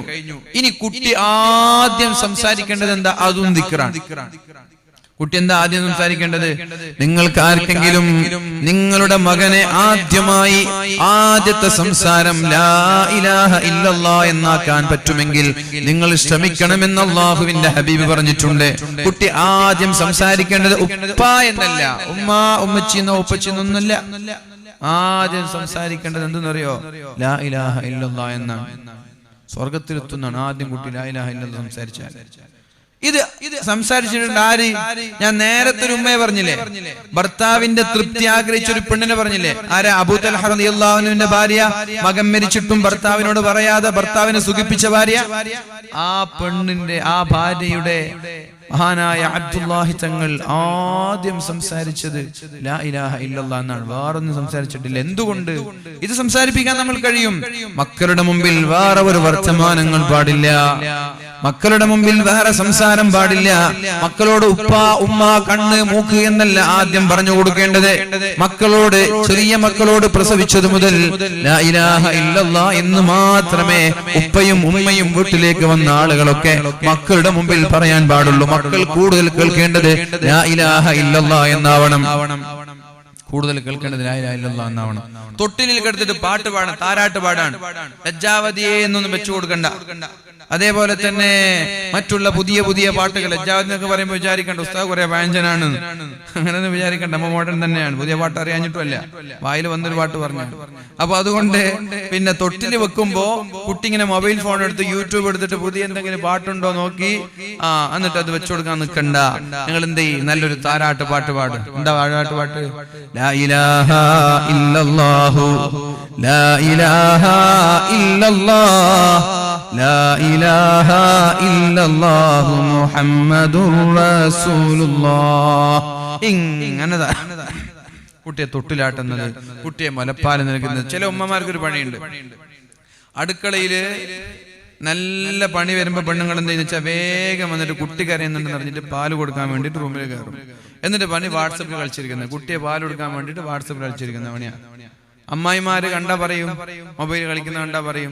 അപ്പൊ എന്താക്കും? റൂമിൽ വന്നിട്ട് അമ്മായി വിളിക്കുമ്പോ ഞാൻ കുട്ടിക്ക് പാല് കൊടുക്കാൻ, കുട്ടിക്ക് ചിലപ്പോൾ പാല് കൊടുക്കുന്നുണ്ടാവാം, പക്ഷെ പാല് കൊടുക്കുമ്പോഴേക്കും മൊബൈൽ വാട്സപ്പിൽ കളിക്കാൻ വേണ്ടിയിട്ട് പിന്നെ റൂമിലേക്ക് പോയിട്ട് പാല് കൊടുക്കുന്ന എത്രയോ മരുമക്കളുണ്ട് വീട്ടില് ഉണ്ട്. അതെനിക്ക് ഉറപ്പാണ് ഉണ്ട്.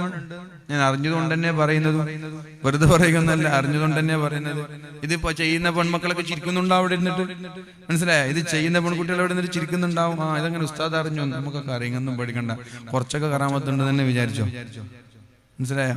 കുറച്ചൊക്കെ കറാമത്തുണ്ട് തന്നെ വിചാരിച്ചു. അപ്പൊ വാട്സപ്പിൽ കളിക്കാൻ വേണ്ടിയിട്ട് പാല് കൊടുക്കാന്നുള്ള വ്യാജേന കിച്ചണിൽ നിന്ന് റൂമിലേക്ക് വരുന്നവർ ഇഷ്ടം പോലെ ഉണ്ട്.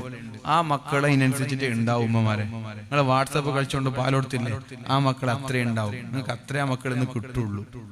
മക്കൾക്ക് പാൽ കൊടുക്കുമ്പോൾ ഒരു മര്യാദ ഉണ്ട്. ആ മര്യാദ എന്ന് വെച്ചാൽ വുളൂ ചെയ്യാതെ പാൽ കൊടുക്കാൻ പാടില്ലെന്നാണ്. മക്കൾക്ക് പാല് കൊടുക്കുമ്പോൾ വുളൂ ചെയ്യണം, നിങ്ങളുടെ മാരടങ്ങൾ കഴുകണം, എന്നിട്ട് വുളൂ ചെയ്തിട്ട് കിബിലയിലേക്ക് മുന്നിട്ടിട്ട് വേണം മക്കൾക്ക് പാല് കൊടുക്കാൻ. ഇതൊക്കെ മര്യാദയാണ്. ചെയ്യുന്നവർ ചെയ്തോളൂ, മര്യാദ ഇതാണ്. ധാർമ്മികമായ ദീനിയായ ഒരു മര്യാദ, അച്ചടക്കം ഇതാണ്. നിങ്ങൾക്കറിയില്ലേ, ഇമാം മാലിക് റളിയല്ലാഹു അൻഹു ഇമാമുൽ ഹറമൈൻ തങ്ങളെ, ഇമാമുൽ ഹറമൈൻ തങ്ങൾക്ക് അദ്ദേഹത്തിന്റെ പിതാവ് സൂക്ഷ്മതയുള്ള ഒരു മനുഷ്യനായിരുന്നു. ഒരാൾ എങ്ങനെ നന്നാവും, ഒരാൾ എങ്ങനെ ഇതിഹാസങ്ങളാകും, അതൊക്കെ അത്ഭുതങ്ങളല്ല. അതൊക്കെ കാലേ കൂട്ടി പിതാവ് തീരുമാനിക്കണം, കാലേ കൂട്ടി ഉമ്മ തീരുമാനിക്കണം. എന്റെ മകൻ വലിയൊരു ഇതിഹാസമാകണമെന്ന് ആരാ തീരുമാനിക്കേണ്ടത്? ഉപ്പയും തീരുമാനിക്കണം, ഉമ്മയും തീരുമാനിക്കണം. എങ്കിലേ ഇതിഹാസങ്ങളാവുള്ളൂ, ചരിത്ര പുരുഷന്മാരാവുള്ളൂ. അല്ലാതെ നിങ്ങൾ 25 വയസ്സാകുമ്പോ എന്റെ മകൻ എന്താ അങ്ങനെ ആവാത്തെന്ന് വിചാരിച്ചിട്ട് ഒരു കാര്യമില്ല ഇവിടെ. നിങ്ങൾ ആലോചിക്കും, ഇമാമുൽ ഹറമൈൻ തങ്ങളുടെ പിതാവ് മുസ്ഹഫ് തുന്നിയിട്ടും എഴുതിയിട്ടും ക്യാഷ് ഉണ്ടാക്കി. മുസ്ഹഫ് എഴുതിയിട്ടും തുന്നിയിട്ടും കൈകൊണ്ട് അധ്വാനിച്ചുകൊണ്ട് ക്യാഷ് ഉണ്ടാക്കി. ആ ക്യാഷ് സ്വരൂപിച്ചിട്ട് ഒരു അടിമ സ്ത്രീയെ വാങ്ങിച്ചു. എങ്ങനെയാണ് അടിമ സ്ത്രീ? നല്ല നല്ല പേരിൽ അറിയപ്പെടുന്ന സ്വഭാവക്കാരിയായ ദീനുള്ള ഒരു അടിമ സ്ത്രീ. ആ അടിമ സ്ത്രീയെ വാങ്ങിക്കേണ്ടായി. വാങ്ങിച്ചു. പണ്ട് അടിമ സ്ത്രീയുമായി ശാരീരിക ബന്ധങ്ങൾ അനുവദനീയമാണ്. കാരണം ഒരു പെണ്ണിനെ നമ്മൾ കല്യാണം കഴിച്ച പെണ്ണിന്റെ ഭാവി പഴയ ജീവിതം എങ്ങനെ, കുടുംബജീവിതം എങ്ങനെ, പെണ്ണൊരു തെറ്റ് ചെയ്യുന്ന പെണ്ണാണോ, ഹറാമ് തിന്നിട്ടുണ്ടോ എന്നൊന്നും അറിയില്ലല്ലോ. നമ്മളൊരു കല്യാണം കഴിക്കുന്ന ഒരു 18 വയസ്സായ ഒരു പെണ്ണ് അവൾ ഹറാമ് തിന്നിട്ടുണ്ടോ ഇല്ല, അതൊന്നും അറിയില്ല. അപ്പൊ അതുകൊണ്ട് ചെറിയൊരു അടിമയെ വാങ്ങിച്ച്, നല്ലൊരു അടിമയെ വാങ്ങിച്ച് തന്റെ കൈ കൊണ്ട് ഹലാലായ സമ്പാദ്യത്തിൽ നിന്നുണ്ടാക്കിയ ഭക്ഷണം മാത്രം കൊടുത്തു വളർത്തി. ഹലാല് മാത്രമേ ഈ അടിമ സ്ത്രീ കഴിച്ചിട്ടുള്ളൂ. ആ അടിമ സ്ത്രീയുമായി ഇവർ ശാരീരിക ബന്ധങ്ങളിൽ ഏർപ്പെടുകയും എന്നിട്ട് അവർക്കൊരു കുഞ്ഞുണ്ടാവുകയും ചെയ്തു. കുഞ്ഞുണ്ടാകുന്ന സമയത്ത് പ്രത്യേകമായി അടിമ സ്ത്രീയോട് പറഞ്ഞത്, നിന്റെ ഈ കുഞ്ഞിന് നീയല്ലാതെ വേറൊരാൾ പാല് നൽകാൻ പാടില്ല എന്നാണ്. നീയേ പാല് നൽകാൻ പാടുള്ളൂ, വേറൊരാളും പാല് നൽകാൻ പാടില്ല എന്നാണ്. അങ്ങനെ പ്രസവിക്കുമ്പോൾ വുളു ഇല്ലാതെ പാല് നൽകിയിട്ടില്ല, ആ മാതാവ് വുളു ഇല്ലാതെ പാല് നൽകിയിട്ടില്ല. ഹലാലായ ഭക്ഷണമാണ് ആ സ്ത്രീ തിന്നത്, ഹലാലായ പാലാണത്. ഈ പിതാവും തന്നത് ഹലാല് തന്നെയാണ്. ഈ മകനെ എങ്ങനെ ആവണമെന്ന് നേരത്തെ തന്നെ പിതാവിന്റെ തീരുമാനമാണത്. അങ്ങനെ ഒരു ദിവസം ഉമ്മ വീട്ടിലില്ലാത്ത സമയത്ത് കുട്ടി കരയാൻ തുടങ്ങി. കുട്ടി ഇങ്ങനെ കരയുന്ന സമയത്ത് ഒരു അയൽവാസിയായ ഒരു പെണ്ണ് വന്നിട്ട് കരയുന്ന കുഞ്ഞിന് പാല് കൊടുത്തു. ഇതാര് കണ്ടു? വീട്ടിലെ പിതാവ് കണ്ടു, അഥവാ ഇമാമുൽ ഹറമൈൻ തങ്ങളുടെ പിതാവ് കണ്ടു. ഇത് കണ്ടപ്പോൾ അദ്ദേഹത്തിന് സഹിച്ചില്ല.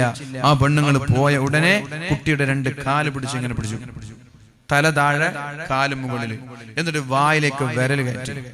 വയറ്റിലുള്ളത് മുഴുവനും ഛർദിക്കുന്നത് വരെ, മുഴുവനും ഒരംശം പോലും ബാക്കിയാവാതെ ഛർദിക്കുന്നത് വരെ വായിൽ കൈവച്ചുകൊണ്ട് ഛർദിപ്പിച്ചു കളഞ്ഞു ഇമാമുൽ ഹറമൈൻ തങ്ങൾ.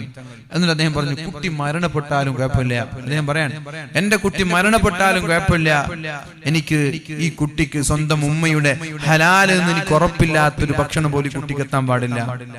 ആ കുട്ടിയാണ് പിന്നെ ലോകം കണ്ട പ്രഗത്ഭനായ പണ്ഡിതനായ ഇമാമുൽ ഹറമൈൻ എന്നറിയപ്പെടുന്ന പ്രഗത്ഭനായ പണ്ഡിതനായി മാറിയത്.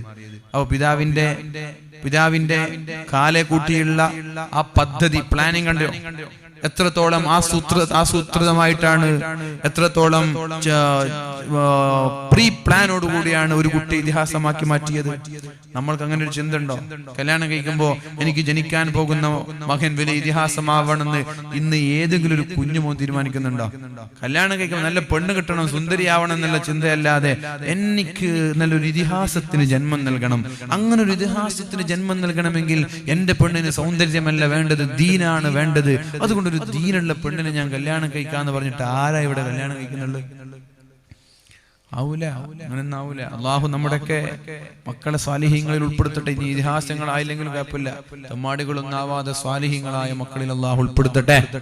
അപ്പൊ ഞാൻ പറയുന്നത്, അങ്ങനെ നമ്മൾ കല്യാണം കഴിച്ചു, കുട്ടിയുണ്ടായി. ആ കുട്ടി ആദ്യമായി സംസാരിക്കേണ്ടത് ലാ ഇലാഹ ഇല്ലല്ലാഹയാണ്. അങ്ങനെ സംസാരിച്ചാൽ ആ ഉപ്പയ്ക്ക് അതിന്റെ പ്രതിഫലം, ആ മാതാവിന് അതിന്റെ പ്രതിഫലം അള്ളാഹു നൽകുമെന്നാണ്. ഒരു കുട്ടി ആദ്യമായി എന്താണോ സംസാരിക്കുന്നത്, ആദ്യമായി ഒരു കുട്ടി സംസാരിക്കുന്നത് ലാ ഇലാഹ ഇല്ലല്ലാഹ് എന്നായാൽ, അവസാനമായി സംസാരിക്കുന്നത് ലാ ഇലാഹ ഇല്ലല്ലാഹ് എന്നായാൽ, ആ കുട്ടി ദഖലൽ ജന്ന, നേരെ പോകുന്നത് സ്വർഗ്ഗത്തിലേക്കാണ് എന്ന് ശഫീഉനാ റസൂലുള്ളാഹ്. അതിനിടയിൽ 100 വർഷം അയാൾ ജീവിച്ചു, 500 വർഷം ജീവിച്ചു. അതിനിടയിൽ ഒരുപാട് തെറ്റുകൾ ചെയ്തു. ആ തെറ്റുകൾ പോലും അള്ളാഹു നോക്കാതെ അള്ളാഹു ആ കുഞ്ഞിനെ, അള്ളാഹു ആ മനുഷ്യനെ നേരെ സ്വർഗ്ഗത്തിലേക്ക് കൊണ്ടുപോകുമെന്നാണ് അള്ളാഹുവിന്റെ ഹബീബിന്റെ ഹദീസുകൾ പഠിപ്പിച്ചത്. അതുകൊണ്ട് ആദ്യമായി സംസാരിക്കുന്നത് ലാ ഇലാഹ ഇല്ലല്ലാഹ് എന്നാവണം. അഥവാ കുട്ടിയുടെ മുമ്പിൽ ഉമ്മയുടെ വാട്സപ്പ് കളി മാറ്റണം, മൊബൈൽ ഫോൺ മാറ്റണം, ടിക്ടോക്ക് മാറ്റണം, ഫേസ്ബുക്ക് മാറ്റണം, എല്ലാം മാറ്റി കുഞ്ഞിന് വേണ്ടി സമയം ചെലവഴിക്കാൻ എന്റെ പ്രിയപ്പെട്ട ഉമ്മമാരെ നിങ്ങൾ തയ്യാറാവണം.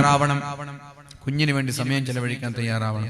മഹാനായ മുഹയ്യിദ്ദീൻ ശൈഖ് തങ്ങൾ പരിശുദ്ധമായ ഖുർആൻ മനഃപ്പാഠമാക്കിയത് അങ്ങനെ മനഃപ്പാഠമാക്കിയത്. ഉമ്മ ഖുർആൻ ഓതുന്നത് കേട്ടിട്ടാണ് ഖുർആൻ മനഃപ്പാഠമാക്കിയത്. നമ്മുടെ മക്കളെ 3 കൊല്ലം കൊണ്ട് ഹിഫ്ള് കോളേജിൽ ഇട്ടാലും മനഃപ്പാഠാക്കലുണ്ടോ? 3 വർഷം കൊണ്ടുപോയിട്ട് ഹിഫ്ള് കോളേജിൽ ചേർത്തിട്ട് ഉസ്താദെ എന്റെ മകനൊന്ന് ഹാഫിളായി കിട്ടാൻ വേണ്ടി ദുആ ചെയ്യണം എന്ന് പറയുക അല്ലാതെ 3-4 കൊല്ലം പിടിക്കാറില്ലേ? ചില ആളുകൾ 6 മാസം കൊണ്ടാവുന്നുണ്ട്. വേറെ സ്വന്തം മാതാവിന്റെ ഖുർആൻ പാരായണം കേട്ടിട്ടാണ് മഹാനായ മുഹയ്യിദ്ദീൻ ശൈഖ് തങ്ങൾ ഖുർആൻ മനഃപ്പാഠമാക്കിയത്. അപ്പൊ എത്ര തവണ ഓതിയിട്ടുണ്ടാകും, എത്ര തവണ കേട്ടിട്ടുണ്ടാകും? നമ്മളുടെ അടുത്ത് നിന്ന് ഒരു ലാ ഇലാഹ ഇല്ലല്ലെങ്കിൽ നമ്മുടെ മക്കൾ പഠിക്കുന്നുണ്ടോ? ഖുർആൻ 30 ദിവസം പോട്ടെ, ഒരു ലാ ഇലാഹ ഇല്ലല്ലെങ്കിൽ മക്കൾ പഠിക്കുന്നുണ്ടോ? ആദ്യമായി ലാ ഇലാഹ ഇല്ലല്ലാഹ് ചൊല്ലിപ്പിക്കാൻ നമ്മൾ ശ്രമിക്കണം. ഇനി ഒരാൾ ജനിച്ച ഉടനെയാണ് കേട്ടോ, ജനിച്ച ഉടനെ ദിക്ർ ചൊല്ലി ആദ്യം സംസാരിക്കുന്നതും ദിക്റാണ്. ഇനി ഒരു മനുഷ്യന്റെ മരണം, 60, 20, 50 എത്ര വയസ്സായാലും മരിക്കാൻ കിടക്കുന്ന ഒരു മയ്യിത്ത്, അയാളുടെ മുമ്പിൽ പോയിട്ട് എല്ലാ ആളുകളും പറയും ലാ ഇലാഹ ഇല്ലല്ലാഹ് എന്ന് പറ. ഉപ്പയാണെങ്കിൽ ഉപ്പ നിങ്ങൾ ലാ ഇലാഹ ഇല്ലല്ലാഹ് എന്ന് പറ ഉപ്പ. മക്കളാണെങ്കിൽ മക്കളോട് പറയും മോനെ ലാ ഇലാഹ ഇല്ലല്ലാഹ് എന്ന് പറ. അങ്ങനെ കൂട്ടത്തിലുള്ള എല്ലാവരും ലാ ഇലാഹ ഇല്ലല്ലാഹ് എന്ന് ചൊല്ലാൻ പറയും. നല്ലവരായ ആളുകളാണെങ്കിൽ മരണസമയത്ത് ലാ ഇലാഹ ഇല്ലല്ലാഹ് എന്ന് ചൊല്ലി മരിക്കാനുള്ള തൗഫീഖ് അവർക്കുണ്ടാകും. അങ്ങനെ മരിച്ചാൽ അവർ സ്വർഗ്ഗത്തിലുമാണ്. അതാ മോശക്കാരായ ആളുകൾക്ക് ഒരു പക്ഷെ ചെല്ലാൻ കഴിഞ്ഞൊന്നുമില്ല. ഇനി ചെല്ലില്ല എന്ന് പറഞ്ഞ എല്ലാവരും മോശക്കാരല്ല, ചെല്ലിവരൊക്കെ രക്ഷപ്പെടുന്ന ഉറപ്പാണ്. ചെല്ലില്ല എന്ന് പറഞ്ഞ എല്ലാവരും മോശക്കാരല്ല. അല്ലാഹു നമ്മെ രക്ഷപ്പെടുത്തുമാറാവട്ടെ. അവസാനമായി ഉച്ചരിക്കേണ്ടതും ലാ ഇലാഹ ഇല്ലല്ലാഹയാണ്. ഒരിക്കൽ അല്ലാഹുവിന്റെ ഹബീബിന്റെ സമീപത്തേക്ക് കുറച്ച് സ്വഹാബാക്കൾ കടന്നു വരികയുണ്ടായി. യാ റസൂലല്ലാഹ്, ഒരു സഹോദരൻ, ഒരു ചെറുപ്പക്കാരൻ മരണപ്പെടാനിരിക്കുകയാണ്, അവസാന ശ്വാസം വലിക്കുകയാണ്. ഞങ്ങളെല്ലാവരും ലാ ഇലാഹ ഇല്ലല്ലാഹ് എന്ന് ചൊല്ലിക്കൊടുക്കുന്നുണ്ട്, പക്ഷേ അദ്ദേഹത്തിന് അത് ചെല്ലാൻ കഴിയുന്നില്ല. നബി തങ്ങളെ, നിങ്ങളൊന്ന് വരണമെന്ന് പറഞ്ഞു. ആ സമയത്താണ് അല്ലാഹുവിന്റെ ഹബീബായ റസൂലുള്ളാഹി സ്വല്ലല്ലാഹു അലൈഹി വസല്ലമ തങ്ങൾ ചോദിച്ചത്, അയാൾ ജീവിക്കുന്ന സമയത്ത് ലാ ഇലാഹ ഇല്ലല്ലാഹ് എന്ന് ചൊല്ലിയവരാണോ? ജീവിക്കുന്ന കാലത്ത് ചൊല്ലിയിട്ടുണ്ടോ? നിങ്ങളൊക്കെ വിചാരിക്കുന്നുണ്ടാകും, ഇതൊക്കെ പുഷ്പം പോലെ ചെല്ലാമെന്ന്. പുഷ്പം പോലെ ഒന്നും ചെല്ലാൻ കഴിയില്ല മുമ്പ്. നിങ്ങളെ മരണസമയത്ത് പുഷ്പം പോലെ ലാ ഇലാഹ ഇല്ലല്ലാഹ് ചെല്ലാനൊന്നും കഴിയില്ല. ഇപ്പൊ നിങ്ങൾ ചെല്ലിയോ എങ്കിൽ നിങ്ങൾക്ക് മരിക്കുമ്പോൾ ചെല്ലാൻ കഴിയും. ഇപ്പൊ എത്രത്തോളം ചെല്ലുന്നുണ്ടെങ്കിലും മരിക്കുമ്പോൾ ചെല്ലാൻ കഴിയും. നിങ്ങൾക്ക് ബോധമില്ലെങ്കിലും അബോധാവസ്ഥയിലും നിങ്ങൾ നിങ്ങളുടെ തസ്ബീഹ് മാല ഇങ്ങനെ നോക്കും. ചെറുശ്ശേരി ഉസ്താദ്, നമ്മുടെ ശൈഖുന ചെറുശ്ശേരി ഉസ്താദൊക്കെ അബോധാവസ്ഥയിൽ കിടന്ന് കുറെ കാലം, അപ്പോഴൊക്കെ കയ്യിലുള്ള തസ്ബീഹ് മാല ഇങ്ങനെ ഉരുട്ടിക്കൊണ്ടായിരുന്നു. എന്റെ മോശം മരണപ്പെടുന്നതിന് തൊട്ട് മുമ്പൊക്കെ രാത്രി ഇങ്ങനെ ഉറക്കെ പറയാ. വീട്ടുകാരൊക്കെ പേടിച്ച് തൊണ്ട പൊട്ടി പോകുമോ എന്ന് പേടിച്ചു. അബോധാവസ്ഥയിലാണ്. തൊണ്ട പൊട്ടി പോകുമോ എന്ന് പേടിച്ചിട്ട് ഇങ്ങനെ ചെല്ലണ്ട, ഒന്ന് ഉറങ്ങുന്ന് പറഞ്ഞിട്ടുണ്ട് വീട്ടുകാർ. മരണപ്പെടുന്ന സമയത്ത് ലാ ഇലാഹ ഇല്ലല്ലാഹ് എന്ന് പറഞ്ഞു മരിച്ച ആളാണ് എന്റെ മോശം. കുറച്ചു മുമ്പ്, 1 വർഷമായിട്ടില്ല മരണപ്പെട്ടിട്ട്, 4 മാസമായിട്ട്. അപ്പൊ ഞാൻ പറഞ്ഞു വരുന്നത്, നമ്മൾ ജീവിതത്തിൽ ചെല്ലിയിട്ടുണ്ടെങ്കിൽ നമ്മൾക്ക് അങ്ങനെ ചെല്ലിയിട്ട് മരിക്കാൻ കഴിയുള്ളൂ. ജീവിതത്തിൽ ചെല്ലാതെ അതൊക്കെ വലിയ വിഷയമാണ്, അതൊക്കെ ഞാൻ ചെല്ലൂലെന്നൊക്കെ പറഞ്ഞാൽ ചെല്ലാൻ കഴിയില്ല. അങ്ങനെ അവസാനമായി മഹാനായ റസൂലുള്ളാഹി സ്വല്ലല്ലാഹു അലൈഹി വസല്ലമ തങ്ങൾ അയാളുടെ സമീപത്തേക്ക് എത്തി. നബി തങ്ങളും പറഞ്ഞു, യാ ഗുലാം ഖുൽ ലാ ഇലാഹ ഇല്ലല്ലാഹ്, മോനെ നീ ലാ ഇലാഹ ഇല്ലല്ലാഹ് എന്ന് ചൊല്ലു മോനെ എന്ന് പറഞ്ഞു. അമ്മോൻ പറഞ്ഞു, നബിയെ എനിക്ക് ചെല്ലണം എന്നുള്ള ആഗ്രഹമുണ്ട്. ലാ അസ്തതിഉ അൻ അഖൂലഹ, അത് പറയാൻ എനിക്ക് കഴിയുന്നില്ല നബിയെ, പറയണമെന്ന് ആഗ്രഹമുണ്ട്, നാവ് വഴങ്ങുന്നില്ല. അപ്പൊ നബി തങ്ങൾ ചോദിച്ചു, എന്തേ നീ ജീവിതത്തിൽ വല്ല തെറ്റുകളും ചെയ്തിട്ടുണ്ടോ? അദ്ദേഹം പറഞ്ഞു, നബിയെ ഞാൻ എന്റെ ഉമ്മയോട് മോശമായി പെരുമാറിയിട്ടുണ്ട്, എന്റെ ഉമ്മയോട് ഞാൻ അപമര്യാദയായി പെരുമാറിയിട്ടുണ്ട്, അതുകൊണ്ടായിരിക്കും നബിയെ. മറ്റുള്ളതൊക്കെ സംസാരിക്കാൻ കഴിയുന്നുണ്ട്, അതാ ഞാൻ പറഞ്ഞു പറയാൻ കഴിയില്ല. ഇതൊക്കെ സംസാരിക്കുന്നുണ്ട് ഇയാള്. ഞാൻ ഉമ്മയോട് മോശമായി പെരുമാറി എന്നൊക്കെ ഇയാളാ പറഞ്ഞത്. എന്നാൽ അയാൾക്ക് ലാ ഇലാഹ ഇല്ലല്ലാഹ് ചെല്ലാൻ കഴിയുന്നില്ല. അതാ പറഞ്ഞത്, ജീവിതത്തിൽ ചെല്ലിയാലേ മരണസമയത്ത് കഴിയുള്ളൂ, പുഷ്പം പോലെ ചെല്ലാനൊന്നും കഴിയില്ല. ഉമ്മ ജീവിച്ചിരിപ്പുണ്ടോ? ഉണ്ട് നബിയെ. ഉമ്മ ജീവിച്ചിരിപ്പുണ്ടോ? ഉണ്ട്. ഉമ്മയെ വിളിച്ചു, ഉമ്മ നിങ്ങളുടെ മകൻ മരണസമയത്ത് ലാ ഇലാഹ ഇല്ലല്ലാഹ് എന്ന് ചൊല്ലിച്ച് മരിക്കാൻ കഴിയുന്നില്ല. ലാ ഇലാഹ ഇല്ലല്ലാഹ് ചൊല്ലാതെ മരിച്ചാൽ ഇയാൾ നരകത്തിന്റെ ശിക്ഷ അനുഭവിക്കേണ്ടി വരും ഉമ്മ. അതുകൊണ്ട് നിങ്ങളുടെ മകന് നിങ്ങൾ പുറത്തു കൊടുക്കണം, മാപ്പ് നൽകണം ഉമ്മ എന്ന് പറഞ്ഞു. ഉമ്മ പറഞ്ഞു, ഞാൻ മാപ്പ് കൊടുത്തോളാം എന്ന് പറഞ്ഞു. നബി തങ്ങൾ പറഞ്ഞു, അങ്ങനെ പറഞ്ഞിട്ട് കാര്യമില്ല, എന്നെയും ഇവിടെ ഇരിക്കുന്നവരെയും അള്ളാനെയും സാക്ഷി നിർത്തിയിട്ട് പറയണം, ഇന്നി ഉഷ്ഹിദു ബില്ലാഹി, അല്ലാഹുവിനെ കൊണ്ട്, അതേപോലെ തന്നെ നിങ്ങളെ കൊണ്ട് ഇവിടെയുള്ള എല്ലാ ആളുകളെയും സാക്ഷി നിർത്തിക്കൊണ്ട് ഞാൻ പറയുകയാണ്, എന്റെ മകന് ഞാൻ പുറത്തു കൊടുത്തു എന്ന് ആ മാതാവ് പറഞ്ഞു. ഉടനെ തന്നെ നബി തങ്ങൾ അയാളുടെ സമീപത്തേക്ക് പോയിട്ട് പറഞ്ഞു, യാ ഗുലാം ഖുൽ ലാ ഇലാഹ ഇല്ലല്ലാഹ്, മോനെ ലാ ഇലാഹ ഇല്ലല്ലാഹ് എന്ന് പറ. ഫഖാലഹാ, ഉടനെ തന്നെ അയാൾ ലാ ഇലാഹ ഇല്ലല്ലാഹ് പറഞ്ഞു.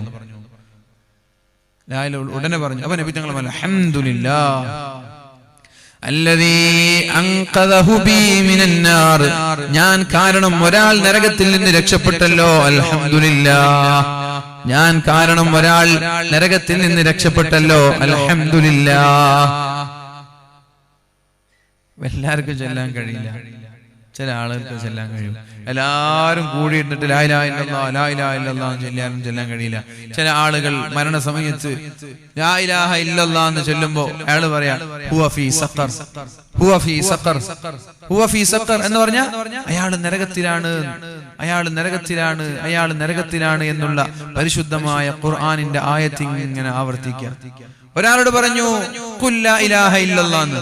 ഫഖാല, അയാൾ പറഞ്ഞു ലാ അസ്തതിഉ അൻ നഖൂലഹാ, എനിക്കത് പറയാൻ കഴിയുന്നില്ല. ഒരാള്. രണ്ടാമത്തെ ഒരാളോട് പറഞ്ഞു ഖുൽ ലാ ഇലാഹ ഇല്ലല്ലാഹ് ഫജഅല യഖൂൽ അദ്ദാറുൽ ഫുലാനിയ അസ്ലിഹു ഫീഹാ കദാ വൽ ബുസ്താനുൽ ഫുലാനി ഇഫ്അലു ഫീഹി കദാ. അഥവാ തന്റെ ബിസിനസ് ആ വീട് അങ്ങനെ ആക്കണം, ഈ വീട് ഇങ്ങനെ ആക്കണം. ഇയാളോട് പറയുന്നത് ലാ ഇലാഹ ഇല്ലല്ലാഹ് എന്ന് പറയാനാണ്. ഇയാള് പറയുന്നത് അയാളുടെ വീട് അങ്ങനെ ആക്കണം, ആ വീട് ഇങ്ങനെ ആക്കണം, ഈ തോട്ടം ഇങ്ങനെ ആക്കണം, ആ സ്ഥലത്തുള്ള കച്ചവടം അങ്ങനെ ആക്കണം. അയാളുടെ ജീവിതത്തിൽ അതേ പറഞ്ഞിട്ടുള്ളൂ, ലാ ഇലാഹ ഇല്ലല്ലാഹ് പറഞ്ഞിട്ടില്ല. അതുകൊണ്ട് മരിക്കുമ്പോൾ പറയാനും കഴിയുന്നില്ല. വേറെ ആള് പറഞ്ഞു ഖുൽ ലാ ഇലാഹ ഇല്ലല്ലാഹ് എന്ന്. അപ്പൊ അയാള് ഫജഅല അദ്ദേഹം ഇങ്ങനെ പാട്ട് പാടാൻ തുടങ്ങി. ഏതൊരു സിനിമ പാട്ട് ഇങ്ങനെ പാടിയിട്ട് അയാൾ മരിച്ചു എന്നാണ്.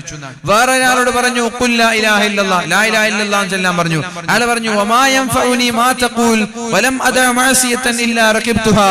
നിങ്ങൾ പറഞ്ഞൊന്നും എനിക്ക് ചെല്ലാൻ കഴിയില്ല, എനിക്കതൊന്നും ഉപകരിക്കുന്നില്ല, ഞാൻ ജീവിതത്തിൽ ഒരു തെറ്റും ഞാൻ ജീവിതത്തിൽ ചെയ്യാതിരുന്നിട്ടില്ല. സുമ്മ മാത, അങ്ങനെ പറഞ്ഞിട്ട് അയാൾ മരണപ്പെട്ടു പോയി. വേറൊരാളോട് പറഞ്ഞു ഖുൽ ലാ ഇലാഹ ഇല്ലല്ലാഹ്. അയാൾ പറഞ്ഞു വമാ അഅരിഫു അന്നി സ്വല്ലൈതു ലില്ലാഹി സ്വലാത്തൻ, ഞാൻ ജീവിതത്തിൽ ഒരു സ്വലാത്ത്, ഒരു നിസ്കാരം പോലും നിസ്കരിച്ചിട്ടില്ല. വമാ യുഗ്നി അന്നി, നിങ്ങൾ പറഞ്ഞു ലാ ഇലാഹ ഇല്ലല്ലാഹ് കൊണ്ട് എനിക്കൊരു ഉപകാരം ഉണ്ടാവില്ല. സുമ്മ മാത, അയാൾ അങ്ങനെ മരിച്ചുപോയി. വേറൊരാളോട് പറഞ്ഞു ഖുൽ ലാ ഇലാഹ ഇല്ലല്ലാഹ്, ലാ ഇലാഹ ഇല്ലല്ലാഹ് എല്ലാം പറഞ്ഞു. അയാൾ പറഞ്ഞു ഹുവ കാഫിറുൻ ബിമാ തഖൂൽ, നിങ്ങൾ പറയുന്നത് അയാൾ നിഷേധിക്കുന്നുണ്ട്. സുമ്മ മാത, അങ്ങനെ മരണപ്പെട്ടു പോയി. വേറൊരാൾ പറഞ്ഞു ഖുൽ ലാ ഇലാഹ ഇല്ലല്ലാഹ് എന്ന്. അയാൾ പറഞ്ഞു കുല്ലമാ അറത്തു അൻ നഖൂലഹാ ലിസാനി, എന്റെ നാവ് കൊണ്ട് ഞാൻ പറയാൻ തീരുമാനിക്കുമ്പോഴൊക്കെ ആരോ വന്നിട്ട് പിടിച്ചു വെക്കുന്നത് പോലെ എനിക്ക് പറയാൻ കഴിയുന്നില്ല. വേറൊരാൾ പറഞ്ഞു ഖുൽ ലാ ഇലാഹ ഇല്ലല്ലാഹ്. അയാൾ പറഞ്ഞു ലില്ലാഹി ഫലൈസ ലില്ലാഹ്, അല്ലാഹ് ഇല്ല, അല്ലാഹ് ഇല്ല. അതൊരു നിരീശ്വരവാദിയോടാണ് പറഞ്ഞത്. അയാൾ അല്ലാഹു ഇല്ല എന്ന് പറഞ്ഞുകൊണ്ട് അയാൾ മരണപ്പെട്ടു പോയി. ഒരു കച്ചവടക്കാരനോട് പറഞ്ഞു ഖുൽ ലാ ഇലാഹ ഇല്ലല്ലാഹ് എന്ന്. അയാൾ പറഞ്ഞു ഹാദിഹിൽ ഖിത്അതു റഖീസ ഹാദാ മുശ്തരിൻ ജയ്യിദ് ഹാദിഹി കദാ, ഇത് പുതിയ സാധനമാണ്, ഇത് വിലയില്ലാത്ത സാധനമാണ്, അത് പഴയ സാധനമാണ് എന്നൊരു കച്ചവടക്കാരൻ ജീവിതത്തിൽ ലാ ഇലാഹ ഇല്ലല്ലാഹ് ചൊല്ലിയിട്ടില്ല. വേറൊരു കള്ളുകുടിയനോട് പറഞ്ഞു ഖുൽ ലാ ഇലാഹ ഇല്ലല്ലാഹ്, നീ ലാ ഇലാഹ ഇല്ലല്ലാഹ് എന്ന് പറയണം. അപ്പൊ അദ്ദേഹം പറഞ്ഞു ഇശ്റബ് വസ്ഖിനി, നീ കുടിക്ക് എനിക്കും കുടിപ്പിക്കും. ഫമാത, അങ്ങനെ മരിച്ചു. നീ കുടിക്ക്, അയാൾ ഏറ്റവും കൂടുതൽ പറഞ്ഞതാണ് കള്ളുകുടിയൻ. അയാൾ ബാറിൽ പോവാ, ഹോട്ടലിൽ പോവാ, എന്നിട്ട് അവിടെ പോയിട്ട് കള്ള് ഷാപ്പിൽ പോവാ, നീ കുടിക്ക് എനിക്കും കുടിപ്പിക്കുക. അയാൾ അങ്ങ് പറഞ്ഞു മരണപ്പെട്ടു പോയി. വേറൊരാൾ പറഞ്ഞു ഖുൽ ലാ ഇലാഹ ഇല്ലല്ലാഹ്. അപ്പൊ അയാൾ പറഞ്ഞു ഐന ത്വരീഖു ഇലാ ഹമ്മാമി മൻജാബി, എവിടെയാണ് മഞ്ചാബിയുടെ വീട്ടിലേക്കുള്ള സ്ഥലം, വഴി ഏതാണെന്ന് ചോദിച്ച അയാൾ മരണപ്പെട്ടു പോയി. നോക്കണം, ജീവിതത്തിൽ എത്രയും കൂടുതൽ നിങ്ങൾ എങ്ങനെ ചെല്ലുന്നുണ്ടോ അതാണ് അവസാനം ഉണ്ടാവാൻ. ഇയാളുടെ ജീവിതത്തിൽ ഏറ്റവും കൂടുതൽ ചെല്ലിയത് വലിയൊരു സംഭവമാണ്. അതിന്റെ പിന്നിലുള്ളത് വലിയൊരു സംഭവമാണ്. അദ്ദേഹം ഒരു ദിവസം അദ്ദേഹത്തിന്റെ വീടിന്റെ അടുത്ത് നിൽക്കുകയായിരുന്നു. അദ്ദേഹത്തിന്റെ വീട് ഒരു പൊതു ടോയ്ലറ്റ്, പൊതു പബ്ലിക് ബാത്റൂം പോലെ അദ്ദേഹത്തിന്റെ വീട് തോന്നിച്ചിരുന്നു. ആ സമയത്ത് ഒരു പെണ്ണ് അദ്ദേഹത്തിന്റെ വീട്ടിലേക്ക് വന്നു. എന്നിട്ട് പെണ്ണ് ചോദിച്ചു മഞ്ചാബിയുടെ ബാത്റൂമിലേക്ക് പോകുന്ന വഴി ഏതാണെന്ന്. അപ്പൊ ഇയാൾ പറഞ്ഞു ഇതന്നെയാണ് മഞ്ചാബിയുടെ ബാത്റൂം. സത്യത്തിൽ അത് ബാത്റൂമല്ല, ഇയാളുടെ വീടാണ്. ആ പെണ്ണ് ബാത്റൂം ആണെന്ന് വിചാരിച്ച് ഇയാളുടെ വീട്ടിലേക്ക് കയറി. അയാളും ആ പെണ്ണിന്റെ പിന്നാലെ കയറി. അകത്തേക്ക് കയറി ഉടനെ വാതിലിന്റെ കുറ്റിയിട്ടു. പെണ്ണിന് മനസ്സിലായി എന്നെ പറ്റിച്ചതാണ് എന്ന്. വാതിലിന്റെ കുറ്റിയിട്ടു. അപ്പൊ പെണ്ണ് വേഗം ഒരു എന്നെ പറ്റിച്ചു എന്നുള്ള കാര്യം പെണ്ണിന് മനസ്സിലായപ്പോ പെണ്ണ് അമളി പറ്റിയത് പുറത്തറിയിക്കാത്ത രീതിയിൽ പെണ്ണിനും ഇയാളുടെ കൂടെ ഇങ്ങനെ സമയം ചെലവഴിക്കാൻ താല്പര്യമുള്ളതുപോലെ അഭിനയിച്ചു. എന്നിട്ട് പെണ്ണ് പറഞ്ഞു മാഷാ അല്ലാഹ്, ഇന്ന് നമ്മൾക്ക് രണ്ടുപേർക്കും ആരും കാണാതെ നല്ലൊരു സൗകര്യം എത്തിയിരിക്കുകയാണല്ലോ, അതുകൊണ്ട് നല്ല ഭക്ഷണവും നല്ല കള്ളൊക്കെ നിങ്ങൾ വാങ്ങിച്ചു വരൂ എന്ന് പറഞ്ഞു. ഇന്ന് രാത്രി നമ്മൾ കടിച്ചു പൊളിക്കാമെന്ന് പെണ്ണ് പറഞ്ഞു. അപ്പൊ ഇയാള് പറഞ്ഞു അസ്സാഅതു ആതിക്, ഞാൻ ഇപ്പൊ വരെ എന്തൊക്കെയാണ് വേണ്ടത് എന്നൊരു ബില്ല് വാങ്ങി. എല്ലാം വാങ്ങാൻ വേണ്ടി അദ്ദേഹം പെട്ടെന്ന് തന്നെ പുറത്തുപോയി. കാരണം പെണ്ണ് ഇങ്ങോട്ട് ഇനീഷ്യേറ്റ് എടുക്കുകയാണ്. പെണ്ണ് ഇങ്ങോട്ട് പറഞ്ഞതാണ് നമുക്ക് ഇന്ന് അടിച്ചു പൊളിക്കുക എന്ന്. അപ്പൊ അയാൾ എന്ത് ചെയ്തു? വാതിൽ പോലും പൂട്ടാതെ വേഗം ബില്ലുമായിട്ട് അങ്ങാടിയിലേക്ക് പോയി. ഇയാള് പോയ താമസം പെണ്ണ് സ്ഥലത്ത് നിന്ന് മുങ്ങി. പെണ്ണിന്റെ ഐഡിയ ആയിരുന്നത്. വാതിൽ പൂട്ടിയില്ല, പൂട്ടാൻ മറന്നു ഇയാൾക്ക്. ഇയാള് കള്ളും ഭക്ഷണക്കുമായിട്ട് മനസ്സിൽ നിറയെ ലഡുവായിട്ട് ഇങ്ങനെ വരിക, വീട്ടിലേക്ക് വരികയാണ്. ആ പെണ്ണുണ്ടാവുന്നുള്ള പ്രതീക്ഷയോടെ വീട്ടിലേക്ക് എത്തി. നോക്കുമ്പോ പെണ്ണില്ല. അപ്പൊ അദ്ദേഹം പാടാൻ തുടങ്ങി. യാ റബ്ബ ഖായിലത്തിൻ യൗമൻ വഖദ് തഇബത് കൈഫ ത്വരീഖു ഇലാ ഹമ്മാമി മുൻജാബി. ഒരു ദിവസം എന്റെ വീട്ടിലേക്ക് വന്നിട്ട് എവിടെയാണ് മുൻജാബിയുടെ ബാത്റൂം എന്ന് ചോദിച്ച പെണ്ണെവിടെ? എന്നിങ്ങനെ പാട്ട് പാടി ഭ്രാന്തനായ അയാൾ ആ പെണ്ണിനോർത്ത് ഭ്രാന്തനായി. അങ്ങനെ ഒരു ദിവസം ഇങ്ങനെ പാടി നടക്കുമ്പോഴാണ് 2 നിലയുള്ള വീടിന്റെ മുകളിൽ ഈ പെണ്ണിനെ കാണാനിടയായത്. ഇത് ഈ പെണ്ണ് കേട്ടു, ഈ പാട്ട് ഈ പെണ്ണ് കേട്ടു. യാ റബ്ബ ഖായിലത്തിൻ യൗമൻ വഖദ് തഇബത് കൈഫ ത്വരീഖു ഇലാ ഹമ്മാമി മൻജാബി. പെണ്ണ് മുകളിൽ നിന്ന് അടുത്ത പാട്ട് പാടി, അല്ലാ ജഅൽത സരീഅൻ ഇദ് ലഫിർത ബിഹാ ഹിർസൻ അലദ്ദാരി ഔ ഖുഫ്ലൻ അലൽ ബാബി. എന്തേ മനുഷ്യ, തിരക്ക് കൂട്ടി വ്യഗ്രത കാണിച്ച് പുറത്തു പോകുമ്പോ വാതിലിന് കുറ്റിയിട്ടൂടായിരുന്നോ നിങ്ങൾക്ക്? വാതിലിന് പൂട്ടിക്കൊണ്ടു പോകാമായിരുന്നില്ലേ? എങ്കിലും തിരിച്ചു വരുമ്പോൾ ഞാൻ അവിടെ ഉണ്ടാകുമായിരുന്നു എന്ന് തിരിച്ചു പാടി. ഇത് കേൾക്കുമ്പോൾ അയാൾക്കൊന്നും കൂടി ഭ്രാന്തായി. അങ്ങനെ അയാൾ മരിക്കാൻ കിടക്കുമ്പോൾ ആളുകളെല്ലാം ഒരുമിച്ച് കൂടി അദ്ദേഹത്തോട് ലാ ഇലാഹ ഇല്ലല്ലാഹ് എന്ന് ചൊല്ലാൻ പറഞ്ഞു. അയാൾ പറഞ്ഞത് എന്താണ്? കൈഫ ത്വരീഖു ഇലാ ഹമ്മാമി മൻജാബി എന്ന് പറഞ്ഞ് മരണപ്പെട്ടു പോവുകയാണ് അയാൾ ചെയ്തത്. അപ്പൊ ജീവിതത്തിൽ എങ്ങനെ ഒരാൾ ജീവിക്കുന്നു, അതാണ് മരണസമയത്ത് ചെയ്യുക. സിനിമ കാണാൻ ഇഷ്ടമുള്ള ആളുകൾ തിയേറ്ററിൽ മരിക്കും, കള്ളുകുടിയന്മാർ കള്ളുടിച്ച് മരിക്കും, തോപ ചെയ്യാൻ കഴിയില്ല, വ്യഭിചാരികൾ വ്യഭിചരിച്ചു കൊണ്ട് മരിക്കും, കഞ്ചാവുകാർ കഞ്ചാവ് അടിച്ചു മരിക്കും, രാത്രി രാവിലെ വരെ പോൺ വീഡിയോകൾ കാണുന്നവർ പോൺ വീഡിയോ കണ്ടുകൊണ്ട് മരിക്കും. എന്താ ജീവിതത്തിൽ കൂടുതൽ ചെയ്തത്? എപ്പോഴും പെണ്ണിന്റെ വർത്താനാണ്, വ്യഭിചാരത്തിന്റെ വർത്താനാണ്. എങ്കിലും വ്യഭിചരിച്ചുകൊണ്ടും ആ ഒരു വർത്താനത്തിനായിട്ട് മരിക്കും. അതുകൊണ്ട് എപ്പോഴും ജീവിതത്തിൽ നല്ലത് മാത്രം പറയാൻ വേണ്ടി ശ്രമിക്കുക. അല്ലാഹു റബ്ബ് സുബ്ഹാനഹു വ തആല തൗഫീഖ് ചെയ്യട്ടെ. സമയം വൈകുന്ന എനിക്കറിയാം, ഞാൻ എന്തായാലും 12 മണിയാകുമ്പോൾ ദുആ എടുക്കാൻ നിർത്തും. ഇൻഷാ അല്ലാഹ് 12 മണിയാകുമ്പോൾ ദുആ എടുക്കാൻ നിർത്തും. 11:35 ഇൻഷാ അല്ലാഹു റബ്ബ് സുബ്ഹാനഹു വ തആല ഈമാൻ സലാമത്തായി മരണപ്പെടാനുള്ള തൗഫീഖ് നൽകട്ടെ. ഒരാൾക്ക് എന്താണോ ഇഷ്ടമുള്ളത് അത് അയാൾ കൂടുതൽ പറയുമെന്നാണ്. ഇദാ അഹബ്ബ ശൈഅൻ അക്സറ ദിക്റഹു. ഒരാൾ ഒരു വസ്തു ഇഷ്ടപ്പെട്ടത് കൂടുതൽ പറയും. എന്താണോ ജീവിതത്തിൽ ഒരാൾ പറഞ്ഞത് അത് തന്നെയാണ് അയാളുടെ മരണസമയത്തും അയാൾ പ്രകടിപ്പിക്കുന്നത്. ജീവിതത്തിൽ എന്താണോ നമ്മൾക്ക് ഇഷ്ടം ആ ഒരു സാഹചര്യത്തിലും സന്ദർഭത്തിലായിരിക്കും നമ്മൾ മരിക്കുക. ഖുർആൻ ഇഷ്ടമുള്ളവർ ഖുർആൻ ഓതി മരിക്കും, സുജൂദ് ഇഷ്ടമുള്ളവർ സുജൂദിൽ കിടന്ന് മരിക്കും, നിസ്കാരം ഇഷ്ടമുള്ളവർ നിസ്കാരത്തിൽ മരിക്കും, പള്ളി ഇഷ്ടമുള്ളവർ പള്ളിയിൽ മരിക്കും. അല്ലാഹു തൗഫീഖ് ചെയ്യട്ടെ. അപ്പൊ ഞാൻ പറഞ്ഞു വരുന്ന ഒരാൾ അവസാനമായി പറയുന്നതും ലാ ഇലാഹ ഇല്ലല്ലാഹ് എന്ന വാക്കാണ്. ദിക്റാണ് മനുഷ്യന്റെ ജീവിതം. ഇനി അയാൾ മരിച്ചു കഴിഞ്ഞു, അയാൾ മരിച്ചു കഴിഞ്ഞല്ലോ. മരിച്ചു കഴിഞ്ഞാൽ എന്താ ഉള്ളത്? ദിക്റന്നല്ലേ. മരിച്ചു കഴിഞ്ഞിട്ട് ഒരു തുണി വെള്ള തുണി മുകളിലിടും. നാട്ടുകാരെല്ലാം വന്നാൽ ഓതുന്നത് യാസീനാണ്. കുളിപ്പിക്കുന്നുണ്ട്, കുളിപ്പിച്ചു കഴിഞ്ഞാലും യാസീന്. പള്ളിയിലേക്ക് പോകുമ്പോൾ ദിക്ർ. എന്നിട്ട് പള്ളിയുടെ മുമ്പിൽ മയ്യിത്ത് വെച്ചിട്ട് ഖബറിലേക്ക് മണ്ണ് വാരി എറിയുമ്പോൾ അല്ലാഹുമ്മ സബ്ബിത്ഹു ഇൻദ സുആൽ. അത് കഴിഞ്ഞിട്ട് അവസാനം യാസീൻ ഓതിയിട്ടാണ് വീട്ടിലേക്ക് പോകുന്നത്. ജനിച്ച ഉടനെ ആളുകൾ, അടുത്തുള്ള ആളുകൾ ചെവിയിലൂടെ ബാങ്ക് കൊടുത്തു. അവസാനമായി നാട്ടുകാരെല്ലാരും കൂടി യാസീനോദ് ദുആ ചെയ്തിട്ട് ഖബറിൽ വെച്ച് മണ്ണിൽ മൂടിയിട്ട് തിരിച്ചു വരികയാണ്. ഒരു മനുഷ്യന്റെ ജീവിതം മുഴുവനും ദിക്റുകളാണ്. ഇത് തുടക്കം മുതൽ ഒടുക്കം വരെ. ഇനി ഒരു ദിവസത്തെ കഥ ഞാൻ പറയാം. ഇത് ജനിച്ചതും മരിച്ചതും ഞാൻ പറഞ്ഞത്. ഇനി ഒരു ദിവസത്തെ കഥ പറയാം. രാവിലെ ഒരാൾ എങ്ങനെയാണ് എണീക്കുന്നത്, എങ്ങനെയാണ് എണീക്കുന്നത് എന്നല്ല, എങ്ങനെയാണ് എണീക്കേണ്ടത്. എങ്ങനെ എണീക്കേണ്ടത്? അൽഹംദുലില്ലാഹില്ലദീ അഹ്യാനി ബഅദമാ അമാതനി വഇലൈഹി നുശൂർ. ദിക്ർ ചൊല്ലിയിട്ടാണ് ഒരു മുസ്ലിം രാവിലെ ഉണരേണ്ടത്. ചൊല്ലിയില്ലെങ്കിൽ നിങ്ങളുടെ നഷ്ടമാണ്. അങ്ങനെ ഉണരേണ്ടത് അങ്ങനെയാ. ചൊല്ലിയില്ലെങ്കിൽ ആർക്കാണ് ഇഷ്ടം? നിങ്ങൾക്കാണ് ഇഷ്ടം. ഞാൻ പറഞ്ഞല്ലോ, വമൻ അഅറള അൻ ദിക്രി ഫഇന്ന ലഹു മഈശതൻ ദൻകാ. ആരാണോ എന്റെ ദിക്റിൽ നിന്ന് മാറി നിൽക്കുന്നത്, എന്റെ സ്മരണയിൽ നിന്ന് ആരാണോ മാറി നിൽക്കുന്നത്, അവർക്ക് ഞാൻ വളരെ കുടുസായ ജീവിതമാണ് നൽകുന്നത്. അഥവാ രാവിലെ എണീക്കുമ്പോൾ ഒരാൾ ഈ ദിക്ർ ചൊല്ലിയില്ലെങ്കിൽ അന്നത്തെ ദിവസത്തിൽ അയാൾക്ക് എന്തെന്നില്ലാത്തൊരു കൺജസ്റ്റഡ് ഫീൽ ചെയ്യും, എന്തെന്നില്ലാത്തൊരു കുടുസ് ഫീൽ ചെയ്യുമെന്നാണ്. എല്ലാവരും രാവിലെ എണീക്കേണ്ടത് എങ്ങനെ? അൽഹംദുലില്ലാഹില്ലദീ അഹ്യാനി ബഅദമാ അമാതനി വഇലൈഹി നുശൂർ. എണീറ്റിട്ട് കഴിഞ്ഞു. ഓക്കേ, ഫസ്റ്റ് സ്റ്റെപ്പ് അതാണ്. അടുത്തത് ബാത്റൂമിലേക്ക് പോവാണ്. എണീച്ചിട്ട് ബാത്റൂമിൽ പോവാണ്. വലത് കാല് വെച്ചിട്ടല്ലേ ബാത്റൂമിൽ പോവേണ്ടത്, അല്ലേ? ആ, നല്ലോണം തലാട്ടിക്കോളി. വലത് കാല് വെച്ചിട്ടല്ലേ ബാത്റൂമിൽ പോകേണ്ടത്, അല്ലേ? നല്ല തലാട്ടലാണ്.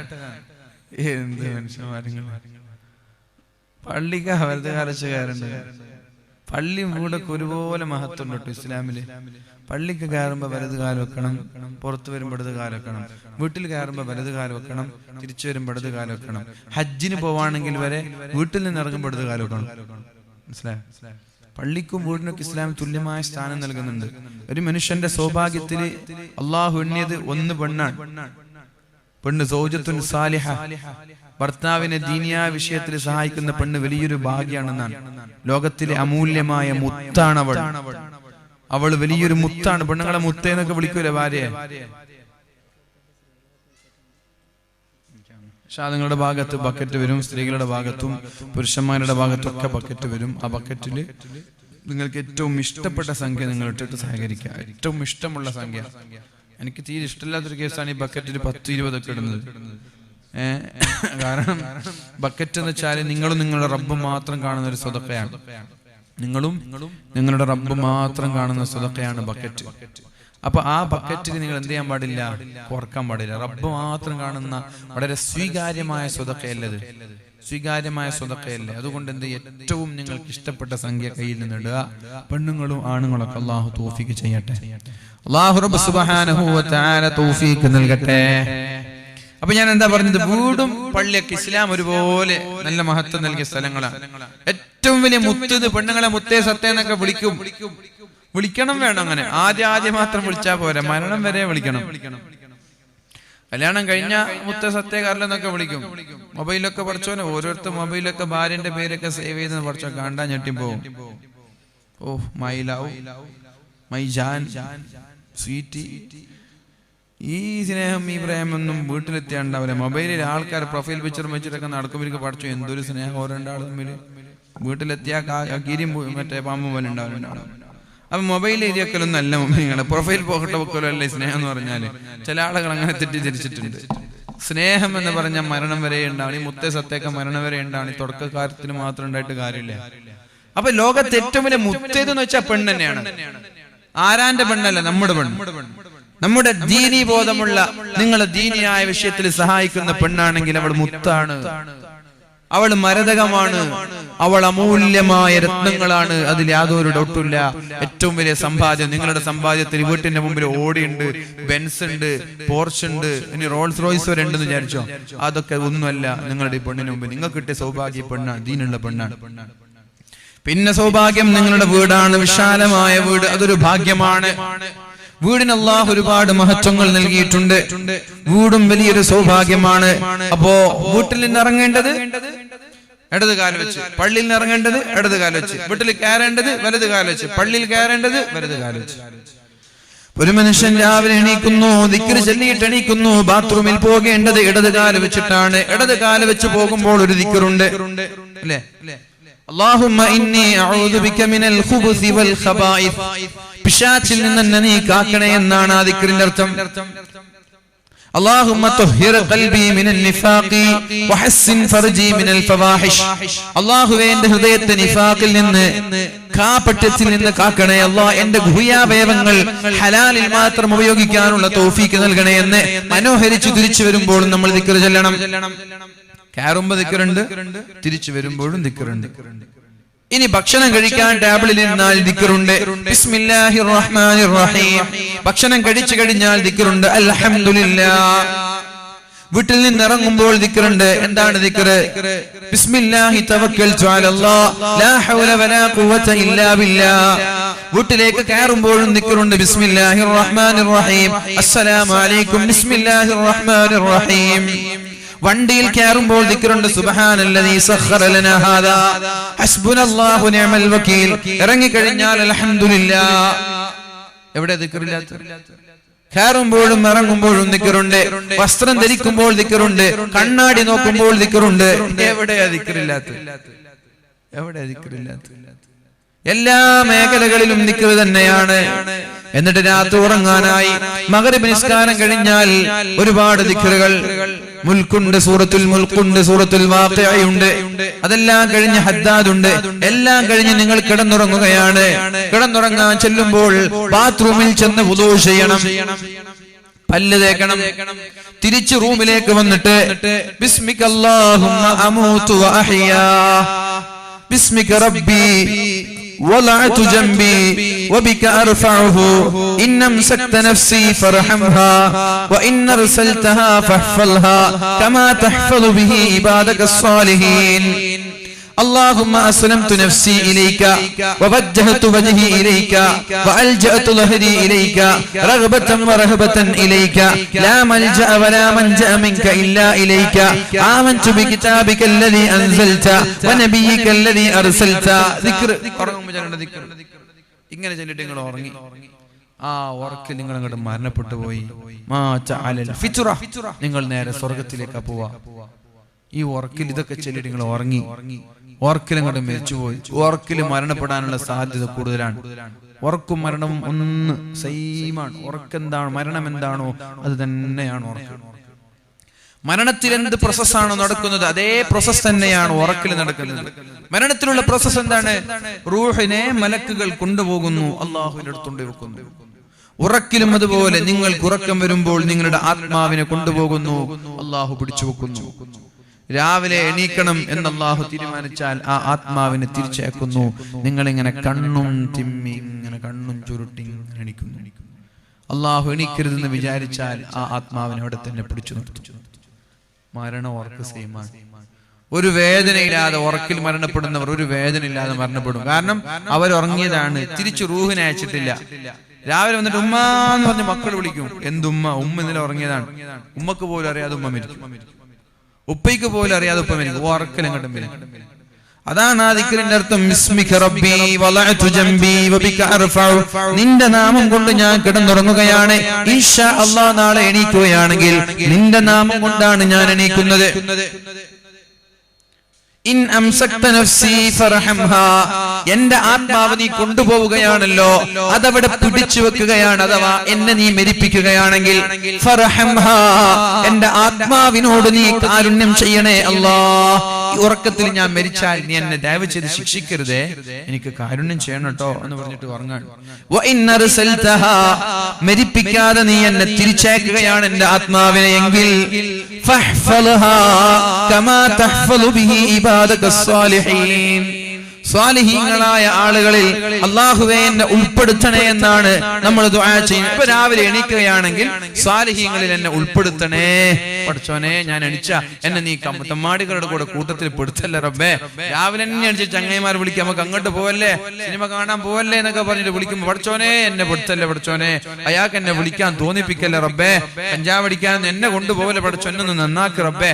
സ്വാലിഹീങ്ങൾക്കൊക്കെ നല്ല നല്ല ബന്ധങ്ങളിൽ ഉണ്ടാവും, എന്നെ അതുപോലെ കാത്തിരു റബ്ബേ എന്ന് പറഞ്ഞിട്ട് നമ്മൾ ദുആ ചെയ്തിട്ട് കിടന്നുറങ്ങുന്നത്. എവിടെ ദിക്റില്ലാത്ത പറ? എവിടെ ദിക്റില്ലാത്ത? കല്യാണം കഴിഞ്ഞു ദിക്റ്, കുട്ടി ഉണ്ടാവാൻ വേണ്ടി ശ്രമിച്ചു ദിക്റ്, കുട്ടി ഉണ്ടായി ദിക്റ്, കുട്ടി മരിച്ചു ദിക്റ്, കുട്ടി രാവിലെ എണീക്കുമ്പോ ദിക്റ്, കുട്ടി ഉറങ്ങുമ്പോഴും ദിക്റ്. ഇതൊന്നും നിങ്ങൾക്കില്ലേ? ഈ പറഞ്ഞ ദിക്റൊന്നും നിങ്ങൾക്കും നിങ്ങളുടെ ഭാര്യക്കൊന്നും ഇല്ലേ? മക്കൾ നന്നാവൂല, നിങ്ങൾക്കും നന്നാവൂല. ഈ ദിക്ർ, ഇതൊക്കെ ദിക്ർ എന്തിനാ തന്നതെന്ന് ചോദിച്ചാല് അല്ലാഹു പറഞ്ഞു,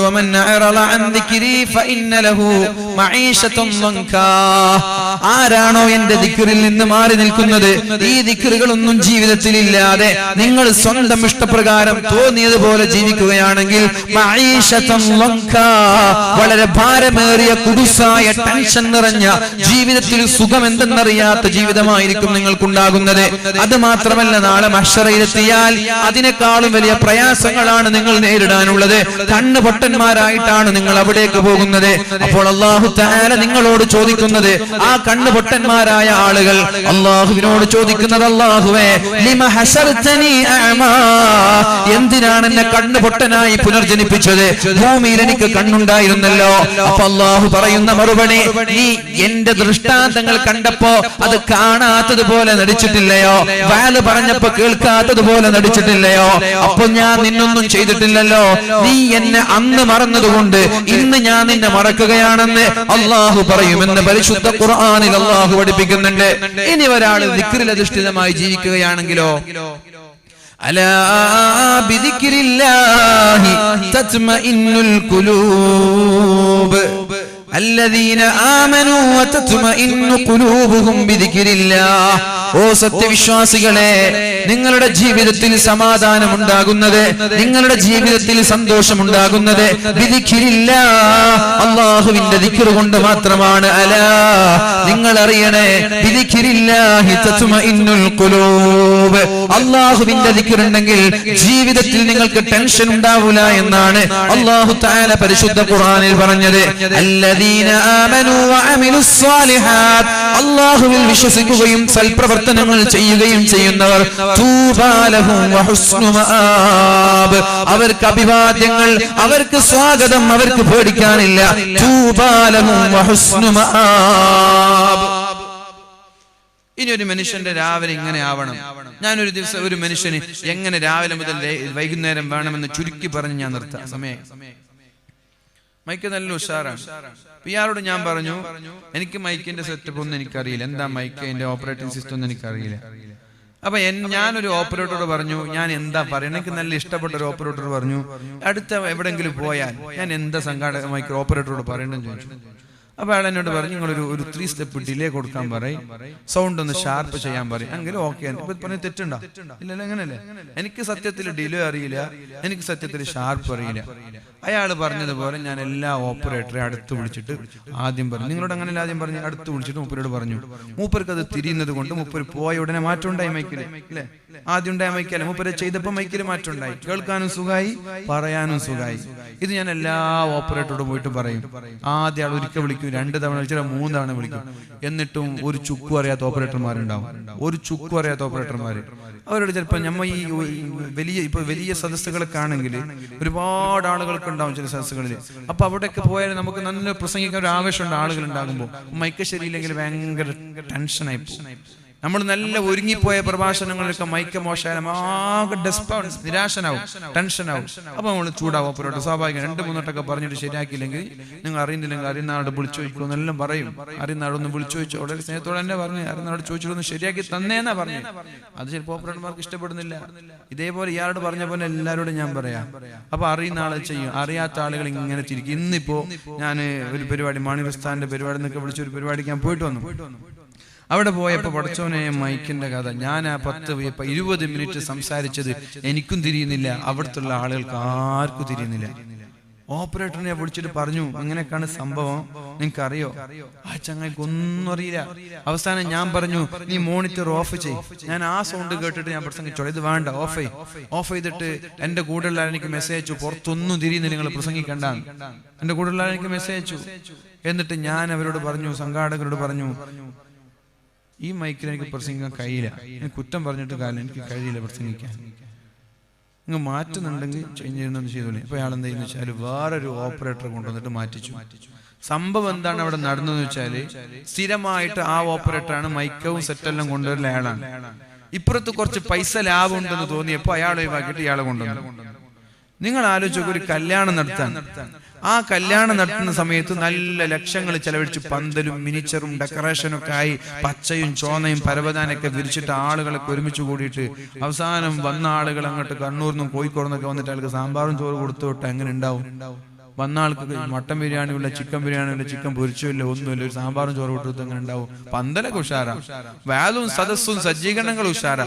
മെയിൻ വേണ്ട മൈക്കില്ല. അവിടെ മാത്രം സംഘാടകർ കഞ്ചൂസാക്കി, പിഷ്കാക്കി. സംഘാടകർ ഓപ്പറേറ്റർമാരുടെ സത്യത്തിൽ പറയാൻ പാടില്ല. സംഘാടകർ നല്ല പൈസ കൊടുത്ത് നല്ല ബോക്സ് കൊണ്ടുവന്നിട്ട് ഓപ്പറേറ്റർമാർ ക്യാഷും വാങ്ങിച്ചിട്ട് ഓപ്പറേറ്റ് ചെയ്തില്ലെങ്കിൽ അവരെ പറയണം. നല്ല സംഘാടകർ നല്ല ചെലവഴിച്ചു, നല്ല സൗണ്ട് സിസ്റ്റം, 30,000 വാട്ട്സ് സ്റ്റേജിൽ, നല്ല വാട്ട്സ് 5,000-6,000 വാട്ട്സ് സ്റ്റേജിലും വെച്ചു, നല്ല മൈക്ക് കൊണ്ടുവന്നു, ക്യാഷൊക്കെ ഒരു എണ്ണിട്ട് വാങ്ങിക്കാണ്. എന്നിട്ടൊരു ഓപ്പറേറ്റർ ചെയ്തിട്ടില്ലെങ്കിൽ ആരാ പറയേണ്ടത്? സംഘാടകരെയാണോ ഓപ്പറേറ്റർമാരാണോ? ആരാ പറയേണ്ടത്? ഇതാണ് സത്യത്തിൽ സംഭവിക്കുന്നത്. ഞാൻ എവിടെ പോയിട്ട് മൈക്കിന് കുറ്റം പറയുന്ന ആളൊന്നുമില്ല. എനിക്ക് മൈക്ക് നല്ല ഇഷ്ടപ്പെട്ട, നല്ല 2 മണിക്കൂർ 3 മണിക്കൂറൊക്കെ വേദ പറയാൻ ഇഷ്ടപ്പെടുന്ന ഒരാളാണ്. പിന്നെ ഞാൻ രാവിലെ വേറെ വേദ പറഞ്ഞാൽ എനിക്ക് ഒരു ക്ഷീണം ഉണ്ടാവില്ല. ഞാൻ നല്ല മൈക്ക് നല്ല വേദ പറയാറുണ്ട്. പക്ഷെ മൈക്കിനെ ഓപ്പറേറ്റർമാർക്ക് അറിഞ്ഞില്ലെങ്കിൽ വിഷമം ഉണ്ടാവാറുണ്ട്, കുറ്റം പറയാറുണ്ട്. അതിനെ മാത്രം വീഡിയോ എടുത്ത് ക്ലിപ്പാക്കിയിട്ട് പുറത്ത് അയച്ചിട്ട് എന്തും കാര്യമില്ല. ഓപ്പറേറ്റർമാരോട് പ്രത്യേകം പറയുന്നത്, ഓൺലൈനാണ്, എല്ലാവരും കേൾക്കുമല്ലോ.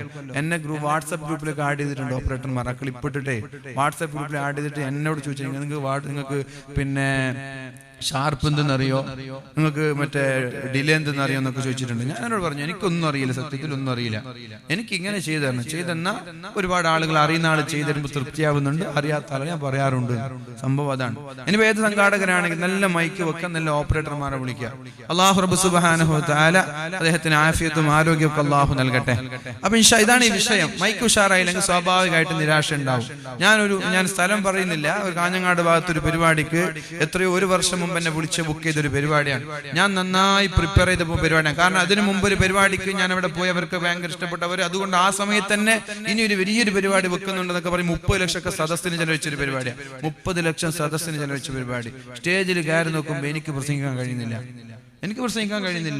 സൗണ്ട് ആണെങ്കിൽ മോണിറ്റർ ഒന്നും തിരിയുന്നില്ല. എനിക്ക് എന്താ പ്രസംഗം എനിക്ക് തിരിയുന്നില്ല. അപ്പൊ ഞാൻ അവരോട് രഹസ്യമായിട്ട് ഈ പറഞ്ഞ പോലെ ഒക്കെ പറഞ്ഞു, എല്ലാം പറഞ്ഞു കൊടുത്തു. എന്നിട്ടും ശരിയാവുന്നില്ല. കാരണം ഞാൻ ഒരുങ്ങിയിട്ട് പ്രിപ്പയർ ആയി പോയൊരു പരിപാടിയാണ്. ഒന്നും എനിക്ക് തൃപ്തിയാവുന്നില്ല. ആ സമയത്ത് ഞാൻ സംഘാടകരോട് ഞാനല്ലാതെ വേറൊരു മനുഷ്യൻ ഇങ്ങനെ പറയില്ല, ഞാനല്ലാതെ വേറൊരു പ്രഭാഷകർ ഇങ്ങനെ പറയില്ല. ഞാൻ പറഞ്ഞു എനിക്ക് നാളെ ഫ്രീ ആണ്, ഞാൻ വന്നിട്ട് നാളെ പ്രസംഗിക്കാം. മനസ്സിലായോ? നിങ്ങൾ നോക്കി ഏതെങ്കിലും ഒരു പ്രഭാഷകനെ പറയുന്നു നോക്കോ, നാളെ എനിക്ക് ഫ്രീ ആണ്, ഞാൻ നാളെ വന്നിട്ട് പ്രസംഗിക്കാം. കാരണം നാളെ അവിടെ വലിയ പ്രഭാഷകനൊന്നുമില്ല, നാളെ അവിടെ പ്രഗത്ഭനായ ഒരു പ്രഭാഷകനൊന്നും അവിടെ ഇല്ല. അവിടെ ഇങ്ങനെ ഖുർആൻ മത്സരമാണ് നടക്കുന്നുള്ളത്. അതുകൊണ്ട് നാളെ രാത്രി ഞാൻ വന്നിട്ട് പ്രസംഗിക്കുക, നിങ്ങൾ നാളേക്ക് മൈക്കെല്ലാം ശരിയാക്കി വെക്ക്. സംഘാടകനോട് രഹസ്യമായിട്ട് ചോദിച്ചു. ആ സംഘാടകനോട് പറഞ്ഞു, ഫസ്റ്റ് പറഞ്ഞു നോക്കട്ടെ, നിങ്ങൾ ഓഡിയൻസിനോട് ചോദിക്കുന്നതിനോട് പറഞ്ഞു. അപ്പൊ ഞാൻ മൈക്കിൽ ഇവിടെ ചോദിച്ചു, അങ്ങനെ ചെയ്താൽ മതിയോ? അന്ന് ലാസ്റ്റ് പറഞ്ഞ് പാണ്ട് തന്നെ പ്രസംഗിക്കുന്നു. അങ്ങനെ ഞാൻ 1.5 മണിക്കൂർ പ്രസംഗിച്ചു. അത് ഭയങ്കര നാട്ടുകാർക്ക് വിഷമമുണ്ടോ? സ്വാഭാവികം, നാട്ടുകാർ ഭയങ്കര വിവാദമാക്കിയിട്ടുണ്ട്. പക്ഷെ നമ്മുടെ ഭാഗം കൂടി ചിന്തിക്കണം. ഞാൻ നാളെ പ്രസംഗിക്കുക ഒരു പ്രഭാഷകനും പറയില്ല, അവര് പ്രസംഗിച്ചിട്ട് പൈസ വാങ്ങിച്ചിട്ട് പോകും. ഞാൻ പറഞ്ഞു എന്താ എനിക്ക് പൈസ ഞാൻ വാങ്ങൂല, ഞങ്ങൾക്ക് പ്രസംഗിച്ചിട്ട് തൃപ്തിയായില്ലെങ്കിൽ പൈസ വാങ്ങാനേ താല്പര്യമില്ലാത്ത ഒരാളാണ് ഞാൻ. അവിടെ തൊട്ടടുത്ത് നമ്മുടെ ഏണിയാടി വന്നിട്ടുണ്ട് കുറച്ചു മുമ്പ്. രാത്രി 11 മണിക്ക് മൈക്ക് തരാന്ന് പറഞ്ഞിട്ട് ഉപ്പളയിൽ ഒരു പരിപാടി 1.5 മണിക്കൂർ പ്രസംഗിച്ചിട്ട് 140 സ്പീഡിലെല്ലാം വന്നിട്ട് കൃത്യം 11 മണിക്ക് അവിടെ എത്തിയിട്ട് എനിക്ക് മൈക്ക് തന്നത് രാത്രി 3 മണിക്കാണ്. എനിക്ക് മൈക്ക് തന്നു. ഞാൻ അവിടെ ഭക്ഷണം കഴിക്കുന്ന വീട്ടിൽ ഒരുപാട് നേരം കാത്തിരുന്നു മൈക്ക് കിട്ടാൻ വേണ്ടിയിട്ട്. അന്ന് സ്റ്റേജിൽ പോയിട്ട് ഇതൊരു തങ്ങൾ ഇങ്ങനെ പ്രസംഗിക്കുകയാണ്. തങ്ങൾ കഴിഞ്ഞിട്ട് ഏതോ ഒരു പ്രഭാഷകൻ ഇങ്ങനെ പ്രസംഗിക്കുകയാണ്. പ്രഭാഷണം കഴിഞ്ഞിട്ട് ഒരു തങ്ങളുണ്ടായി. തങ്ങൾ അങ്ങോട്ട് 1.5 മണിക്കൂർ പ്രസംഗിച്ചു. ഞാൻ സ്റ്റേജിൽ 3 മണിക്ക് എനിക്ക് മൈക്ക് കിട്ടി.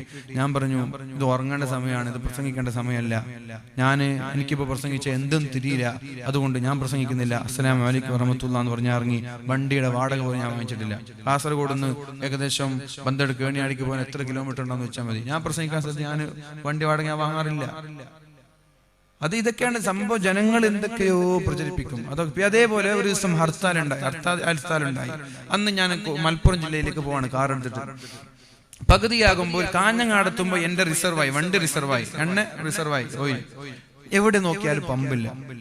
അങ്ങനെ ഉരുട്ടി കണ്ണൂരെത്തിയപ്പോ അവിടെ മാഹിയിലുള്ള ഒരാൾക്ക് വിളിച്ചു, മാഹി പമ്പ് തുറന്നിട്ടുണ്ടോ? ഇല്ല എന്ന് പറഞ്ഞു. മാഹി പമ്പ് തുറന്നിട്ടില്ല എന്ന് പറഞ്ഞു. എന്നിട്ട് ഞാൻ എന്ത് ചെയ്തു, കണ്ണൂർ റെയിൽവേ സ്റ്റേഷനിൽ കാറ് വെച്ചിട്ട് അവിടുന്ന് ഞാൻ തന്നെ AC ടിക്കറ്റ് എടുത്തിട്ട്, ഞാനിവിടെ ഡ്രൈവറുണ്ട്, 2 പേര് AC ടിക്കറ്റ് എടുത്തിട്ട് ഞങ്ങൾ ഇങ്ങോട്ട് പോയി. അവിടെ പോയിട്ട് പ്രസംഗിച്ചു. എനിക്ക് അവർ 10,000 രൂപ തന്നു. എനിക്ക് വണ്ടിക്ക് ചിലവ് ഏകദേശം 1000 രൂപ, 1000 മുകളിൽ എന്തുണ്ട് ട്രെയിനിന്റെ ചിലവുണ്ട്. എന്റെ വണ്ടി അന്ന് രാത്രി ഡ്രൈവർ തിരിച്ചു വന്നിട്ട് എന്റെ വണ്ടി എടുത്തിട്ട് മലപ്പുറത്തേക്ക് വന്നു. വണ്ടി വാടക ഞാൻ വാങ്ങിച്ചിട്ടില്ല. 2,500-6,000 രൂപ ചിലവ് തന്നെ ഉണ്ട്. എന്നിട്ട് ആ സംഘാടകർ എന്റെ കുറ്റം പറഞ്ഞു എന്താ പറയുക, ഞാൻ പോയിട്ട് അവിടെ പിരിച്ചിട്ടില്ല. മനസ്സിലായോ? ഞാൻ പോയിട്ട് പിരിച്ചിട്ടില്ല. പിരിക്കാൻ പറഞ്ഞപ്പോ ഞാൻ പറഞ്ഞു പ്രസിഡന്റ് ആരാന്ന് ചോദിച്ചു. എന്നോട് പറഞ്ഞു പിരിക്കണം. പ്രസിഡന്റ് ആരാന്ന് ചോദിച്ചാണ്. പ്രസിഡന്റ് പറഞ്ഞു പ്രസിഡന്റിനോട് മുസ്കാർ കുപ്പായം പിരിക്കാൻ വേണ്ടിയിട്ടാണ് 1000 രൂപ. ഞാൻ പറഞ്ഞു പ്രസിഡന്റ് നിങ്ങൾ ആദ്യം ഒരു മുസല്ല വാങ്ങിയിട്ട് പ്രസിഡന്റിന് 1000 രൂപ കൊന്നു കൊടുത്തു. പിന്നെ സെക്രട്ടറി ആരെന്ന് ചോദിച്ചു. സെക്രട്ടറിക്ക് ഒന്ന് കൊടുത്തു 1000 രൂപയ്ക്ക്.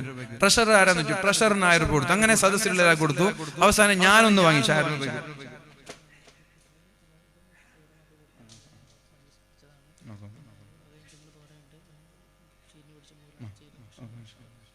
അപ്പോ ഞാൻ 1000 രൂപയ്ക്ക് ഞാനൊരു നിസ്കാര കുപ്പായം വാങ്ങിച്ചു. എന്റെ ഡ്രൈവർ കൂടെ വന്ന് അയാൾ ഒരു 1000 രൂപ വെച്ചു. എന്നിട്ട് അത് കഴിഞ്ഞിട്ട് അവരെന്താ പറഞ്ഞത്, നമുക്കെതിരെ ആരോപണമാണ്. അപ്പൊ നമ്മുടെ സയ്യിദ് അവർകൾ മന്ത്രിച്ച അല്ലെ മജ്ലിസുന്നൂറിൽ വെച്ച് മന്ത്രിച്ചും അതിവിടെ ഉണ്ടായിരുന്ന ഒരു തേന് നിങ്ങളുടെ സമീപത്തേക്ക് വരും. പെണ്ണുങ്ങളുടെ അടുത്തേക്ക് ആണുങ്ങളുടെ അടുത്തേക്കൊക്കെ വരും. ഇൻഷാ അല്ലാഹ് ഒരു 200 രൂപ വെച്ചിട്ട്, 200 ചെറിയ സംഖ്യയാണ്, 200 രൂപ വെച്ചിട്ട് ഇൻഷാ അല്ലാഹ് എല്ലാ ആളുകളും അത് വാങ്ങണമെന്ന് വളരെ സ്നേഹത്തോടെ പറയാം. അതുകൊണ്ട് ഞാൻ പറയുന്നത് സംഭവങ്ങൾ ഇങ്ങനെയൊക്കെയാണ്. ആളുകൾ പലതും പറയും. ആളുകൾ പറയുന്നൊന്നും കേട്ടൊരു കാര്യമില്ല. ആളുകൾ പലതും പറയുന്നു പറയാൻ കാരണം എത്രയോ സംഭവങ്ങൾ നിങ്ങൾക്കറിയാം. ആളുകൾ അന്തം കുന്തും ഇല്ലാത്തൊരു വിഷയങ്ങളാണ് പലതും പറയുന്നത്. ഒരു വിവരം ഉണ്ടാവില്ല, അതിനെക്കുറിച്ച് ഒരു ഐഡിയ ഉണ്ടാവില്ല. അതൊന്നും വിശ്വസിക്കുകയും ചെയ്യാം നിങ്ങൾ ആരെന്ത് പറഞ്ഞാലും. അപ്പൊ ഏതായാലും ഇൻഷാ അല്ലാഹ് പറഞ്ഞ മൈക്കൊക്കെ വളരെ ഉഷാറായിട്ടുണ്ട്, നല്ല മൈക്കാണ്. അൽഹംദുലില്ലാഹ്, അല്ലാഹു അദ്ദേഹത്തിന് ആഫിയത്ത് ആരോഗ്യം കൊടുക്കട്ടെ. ഇൻഷാ അല്ലാഹ് ഞാൻ എന്റെ വാക്കുകൾ ഉപസംഹരിക്കുകയാണ്. തേന് സ്ത്രീകളുടെ ഭാഗത്തും അതുപോലെ പുരുഷന്മാരുടെ ഭാഗത്തൊക്കെ തേന് വരും.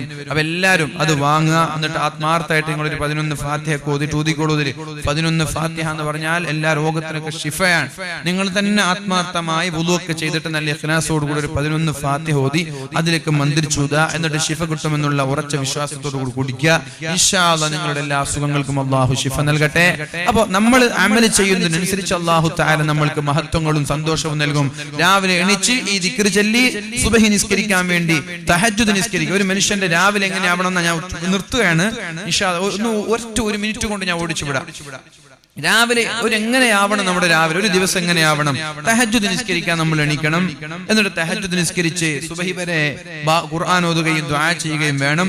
സുബഹി നിസ്കാരം വീട്ടിൽ വെച്ച്, സുന്നത്ത് നിസ്കാരം വീട്ടിൽ വെച്ച് പുരുഷന്മാർ നിസ്കരിച്ച് ജമാഅത്തിന് വേണ്ടി പള്ളിയിൽ പോകണം. സ്ത്രീകൾ വീട്ടിൽ വെച്ച് നിസ്കരിക്കണം. അത് കഴിഞ്ഞാൽ സൂര്യൻ ഉദിക്കുന്നത് വരെ കിടന്നുറങ്ങാൻ പാടില്ല. സൂര്യൻ ഉദിക്കുന്നവരെ കിടന്നുറങ്ങാൻ പാടില്ല. ളുഹാ നിസ്കരിക്കുക. പിന്നെ ളുഹറും അസ്റും മഗ്രിബും ഇശാഅൊക്കെ ജമാഅത്തായി പള്ളിയിൽ പോയി സുന്നത്ത് ശേഷമുള്ളതൊക്കെ വീട്ടിൽ വെച്ച് നിസ്കരിച്ച് മഗ്രിബ് കഴിഞ്ഞാൽ മുൽക്കും വാഖിഅയും യാസീനൊക്കെ ഓതി ഹദ്ദാദിൽ എല്ലാവരും പങ്കെടുത്ത് നല്ല വുളൂഅൊക്കെ ചെയ്തിട്ട് നേരത്തെ കിടന്നുറങ്ങുക. ഈ ഒരു ചിട്ട എന്നും നമ്മുടെ ജീവിതത്തിൽ പകർത്തുക. അല്ലാഹു റബ്ബ് സുബ്ഹാനഹു വ തആല തൗഫീഖ് നൽകട്ടെ എന്ന് മാത്രം ദുആ ചെയ്ത് ഞാൻ എൻ്റെ വാക്കുകൾ സംഹരിക്കുകയാണ്. പാല് നിങ്ങൾക്ക് അറിയില്ല, ഒരു പാലുണ്ട് ഇൻഷാ അല്ലാഹ്, നല്ലൊരു സംഖ്യ പറഞ്ഞിട്ട് ഞാൻ ചോദിക്കട്ടെ, നിങ്ങൾ ഇങ്ങനെ ചെയ്താൽ മതി. മാതാപിതാക്കൾ മരണപ്പെട്ടു പോയ മാതാപിതാക്കളെ ഓർത്ത് മാതാപിതാക്കളുടെ കബറിടത്തിലേക്കുള്ളൊരു ഹദിയയായി മാതാപിതാക്കളുടെ കബറിടം വെളിച്ചമാകണമെന്നുള്ള ഉദ്ദേശത്തോടുകൂടി ഒരു 5000 രൂപ കൊടുക്കാൻ പറ്റുന്ന ആരെങ്കിലും ഉണ്ടോ? മാതാപിതാക്കളുടെ കബറിടത്തിലേക്ക്. പാലല്ല, പാല് നിങ്ങൾക്ക് ഓഫറായിട്ട് ഞാൻ തരാൻ.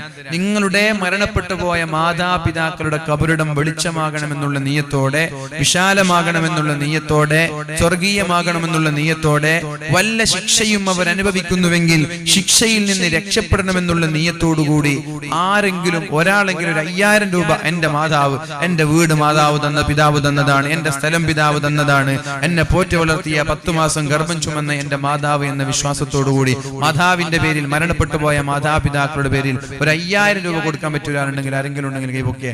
പെണ്ണുങ്ങളായാലും കുഴപ്പമില്ല, ആണുങ്ങളായാലും കുഴപ്പമില്ല, ആരെങ്കിലും ഉണ്ടെങ്കിൽ കൈപ്പൊക്കെ. ഉണ്ടാ മരണം മാതാപിതാക്കൾ ജീവിച്ചിട്ടുണ്ടോ? ഉപ്പ മരണപ്പെട്ടു. അൽഹംദുലില്ലാഹ്. അല്ലാഹുവേ, അദ്ദേഹത്തിന്റെ അദ്ദേഹത്തിന്റെ പിതാവിന്റെ കബറിടം അല്ലാഹുവേ നീ വെളിച്ചമാക്കി കൊടുക്കണേ. അല്ലാഹുവേ നീ വിശാലമാക്കി കൊടുക്കണേ റബ്ബേ. അല്ലാഹുവേ, നിന്റെ ഹബീബാണ് പറഞ്ഞത്, വലദുൻ സ്വാലിഹുൻ യദഊല, ദുആ ചെയ്യുന്ന സ്വാലിഹീങ്ങളായ മക്കൾ ഉണ്ടാകണമെന്ന് പറഞ്ഞത് നിന്റെ ഹബീബാണ്. ഈ മകന്റെ പ്രാർത്ഥന നീ സ്വീകരിക്കണേ അല്ലാഹുവേ, മക്കൾ ദുആ ചെയ്താൽ അല്ലാഹുവേ, മക്കൾ ദുആ ചെയ്താൽ ഖബറിൽ കിടക്കുന്ന മാതാപിതാക്കൾക്ക് ഉപകരിക്കുമെന്ന് പറഞ്ഞത് നിന്റെ ഹബീബാണ്. അല്ലാഹുവേ, ഈ മഹത്തായ സ്വതഖ ഇന്നത്തെ രാത്രി തന്നെ ആ പിതാവിന്റെ ഖബറിടത്തിലേക്ക് നീ എത്തിച്ചു കൊടുക്കണേ അല്ലാഹ്. ഖബറിടം നീ വിശാലമാക്കണേ അല്ലാഹ്, സ്വർഗീയമാക്കണേ അല്ലാഹ്. വല്ല ശിക്ഷയും അനുഭവിക്കുന്നവരാണെങ്കിൽ നീ ഇന്നത്തെ രാത്രി തന്നെ ശിക്ഷയെ ഉയർത്തണേ അല്ലാഹ്. ഹിസാബില്ലാത്ത അദാബില്ലാത്ത സ്വർഗ്ഗം നൽകണേ റബ്ബേ. ഈ മകൻ ആത്മാർത്ഥമായി പെട്ടെന്ന് തന്നെ കൈപൊക്കിയ ഈ മകന്റെ ആ ആത്മാർത്ഥമായ സ്വതക്ക നീ സ്വീകരിക്കൂ റബ്ബേ. ഇന്നത്തെ രാത്രി തന്നെ ആ കബറിടത്തിൽ അത്ഭുതകരമായ മാറ്റങ്ങൾ നീ കൊടുക്കണേ റബ്ബേ. മാതാപിതാക്കളുടെ പൊരുത്തം ലഭിക്കുന്ന മക്കളിൽ ഉൾപ്പെടുത്തണേ അല്ലാഹ്. ആ പിതാവിന്റെ കബറിൽ കിടന്ന് കൺകുളിർക്ക ഈ മകനെ കാണാനും സന്തോഷിക്കാനുമുള്ള തൗഫീഖ് നൽകണേ അല്ലാഹ്. അദ്ദേഹത്തിന്റെ മാതാവ് ആഫിയത്ത് നൽകണേ റബ്ബേ. സ്വതക്ക നൽകി ചികിത്സിക്കണമെന്നാണ് പറഞ്ഞത്. ഈ മഹത്തായ സ്വതക്കയുടെ ബർക്കത്ത് കൊണ്ട് പൂർണ്ണമായ ആരോഗ്യം നൽകണേ അല്ലാഹ്, ആഫിയത്ത് നൽകണേ റബ്ബേ. എത്രയോ രോഗികൾക്ക് നീ അത്ഭുതകരമായ ശിഫാ നൽകിയിട്ടുണ്ട് റബ്ബേ. അല്ലാഹുവേ, അതിലൊരാളായി ഇദ്ദേഹത്തിന്റെ മാതാവിനെയും നീ ഉൾപ്പെടുത്തണേ റബ്ബേ. പൂർണ്ണമായ പെട്ടെന്നുള്ള അത്ഭുതകരമായ ശിഫാ നൽകണേ റബ്ബേ. കുടുംബത്തിലും ജീവിതത്തിലും മക്കളിലും നീ ബറക്കത്ത് ചെയ്യണേ അല്ലാഹ്. ഈ സംസം വെള്ളം ഒരു 3000 രൂപ മരണപ്പെട്ടു പോയവരുടെ പേരിൽ ഒരു 3000 രൂപ സ്വതക്ക ചെയ്യാൻ മാതാപിതാക്കൾ ഉപ്പ ഒരാളുണ്ട്. ആരാ മരണപ്പെട്ട്? ഉപ്പ അല്ലാഹുവേ അദ്ദേഹത്തിന്റെ മരണപ്പെട്ടു പോയ പിതാവിന്റെ ഖബറിടം അല്ലാഹുവേ നീ ഇന്ന് തന്നെ വെളിച്ചമാക്കി കൊടുക്കണേ റബ്ബേ. രണ്ടുപേരായി റബ്ബേ, രണ്ടുപേരും വളരെ പെട്ടെന്നാണ് അല്ലാഹുവേ കൈവക്കിയത്. വലദുൻ സാലിഹുൻ യദഊല, ദുആ ചെയ്യുന്ന മക്കൾ ഉണ്ടാകണമെന്ന് നിന്റെ ഹബീബാണ് പഠിപ്പിച്ചത്. ഇത് ഖബറിലേക്ക് എത്തുമെന്നും നിന്റെ ഹബീബ് പഠിപ്പിച്ചിട്ടുണ്ട്. അതുകൊണ്ട് അല്ലാഹുവേ ഈ മക്കൾ നൽകിയ സ്വതക്ക അവരുടെ മരണപ്പെട്ടു പോയ പിതാവിന്റെ ഖബറിടത്തിലേക്ക് ഇന്ന് തന്നെ നീ എത്തിച്ചു കൊടുക്കണേ റബ്ബേ. ഈ സദസ്സ് വിരിയുന്നതിനു മുമ്പേ ആ ഖബറിടത്തിൽ അത്ഭുതകരമായ മാറ്റം നീ കൊടുക്കണേ അല്ലാ. ഖബർ വിശാലമാക്കണേ റബ്ബേ. ഖബർ നീ പ്രകാശിപ്പിക്കണേ അല്ലാ. ഖബർ നീ സ്വർഗീയമാക്കണേ അല്ലാ. ശിക്ഷയുണ്ടെങ്കിൽ ശിക്ഷയെ നീ ഇന്നത്തെ രാത്രി തന്നെ ഉയർത്തണേ അല്ലാ. വീടിനെക്കാളും നല്ല വീടാക്കണേ അല്ലാ. അയൽവാസികളെക്കാളും നല്ല അയൽവാസികൾ നൽകണേ റബ്ബേ. അദാബില്ലാത്ത ഹിസാബില്ലാത്ത സ്വർഗം നൽകണേ റബ്ബേ. ജീവിച്ചിരിക്കുന്ന രണ്ട് മാതാപിതാക്കൾക്കും നീ ആഫിയത്തും ആരോഗ്യവും നൽകണേ അല്ലാ. അല്ലാഹുവേ വല്ല രോഗങ്ങൾ ഉണ്ടെങ്കിൽ ശിഫാ നൽകണേ റബ്ബേ. മാറാ രോഗങ്ങളിൽ നിന്ന് കാക്കണേ അല്ലാ. ശർറായ ഖളായിൽ നിന്ന് കാക്കണേ അല്ലാ. പുഞ്ചിരിച്ച് ഈമാൻ സലാമത്തായി ലാ ഇലാഹ ഇല്ലല്ലാഹ് എന്ന് ചൊല്ലി മരണപ്പെടാൻ അവർക്കും അവരുടെ കുടുംബങ്ങൾക്കും നീ തൗഫീഖ് നൽകണേ റബ്ബേ. എല്ലാവിധ അപകടങ്ങളിൽ നിന്നും കാക്കണേ റബ്ബേ. എല്ലാവിധ ശർറായ ഖളായിൽ നിന്നും കാക്കണേ റബ്ബേ. അല്ലാഹുവേ നാളെ കുടുംബസമേതം സ്വർഗീയ ലോകം ആസ്വദിക്കുന്ന മുത്തഖീങ്ങളിൽ ഉൾപ്പെടുത്തണേ അല്ലാ. മാതാപിതാക്കളുടെ പൊരുത്തത്തിലാണല്ലോ റബ്ബേ നിന്റെ പൊരുത്തം. ഇവരെ നീ നിന്റെ പൊരുത്തത്തിലാക്കണേ റബ്ബേ. ഇവരുടെ എല്ലാ കാര്യങ്ങളും നീ ഏറ്റെടുക്കണേ അല്ലാ.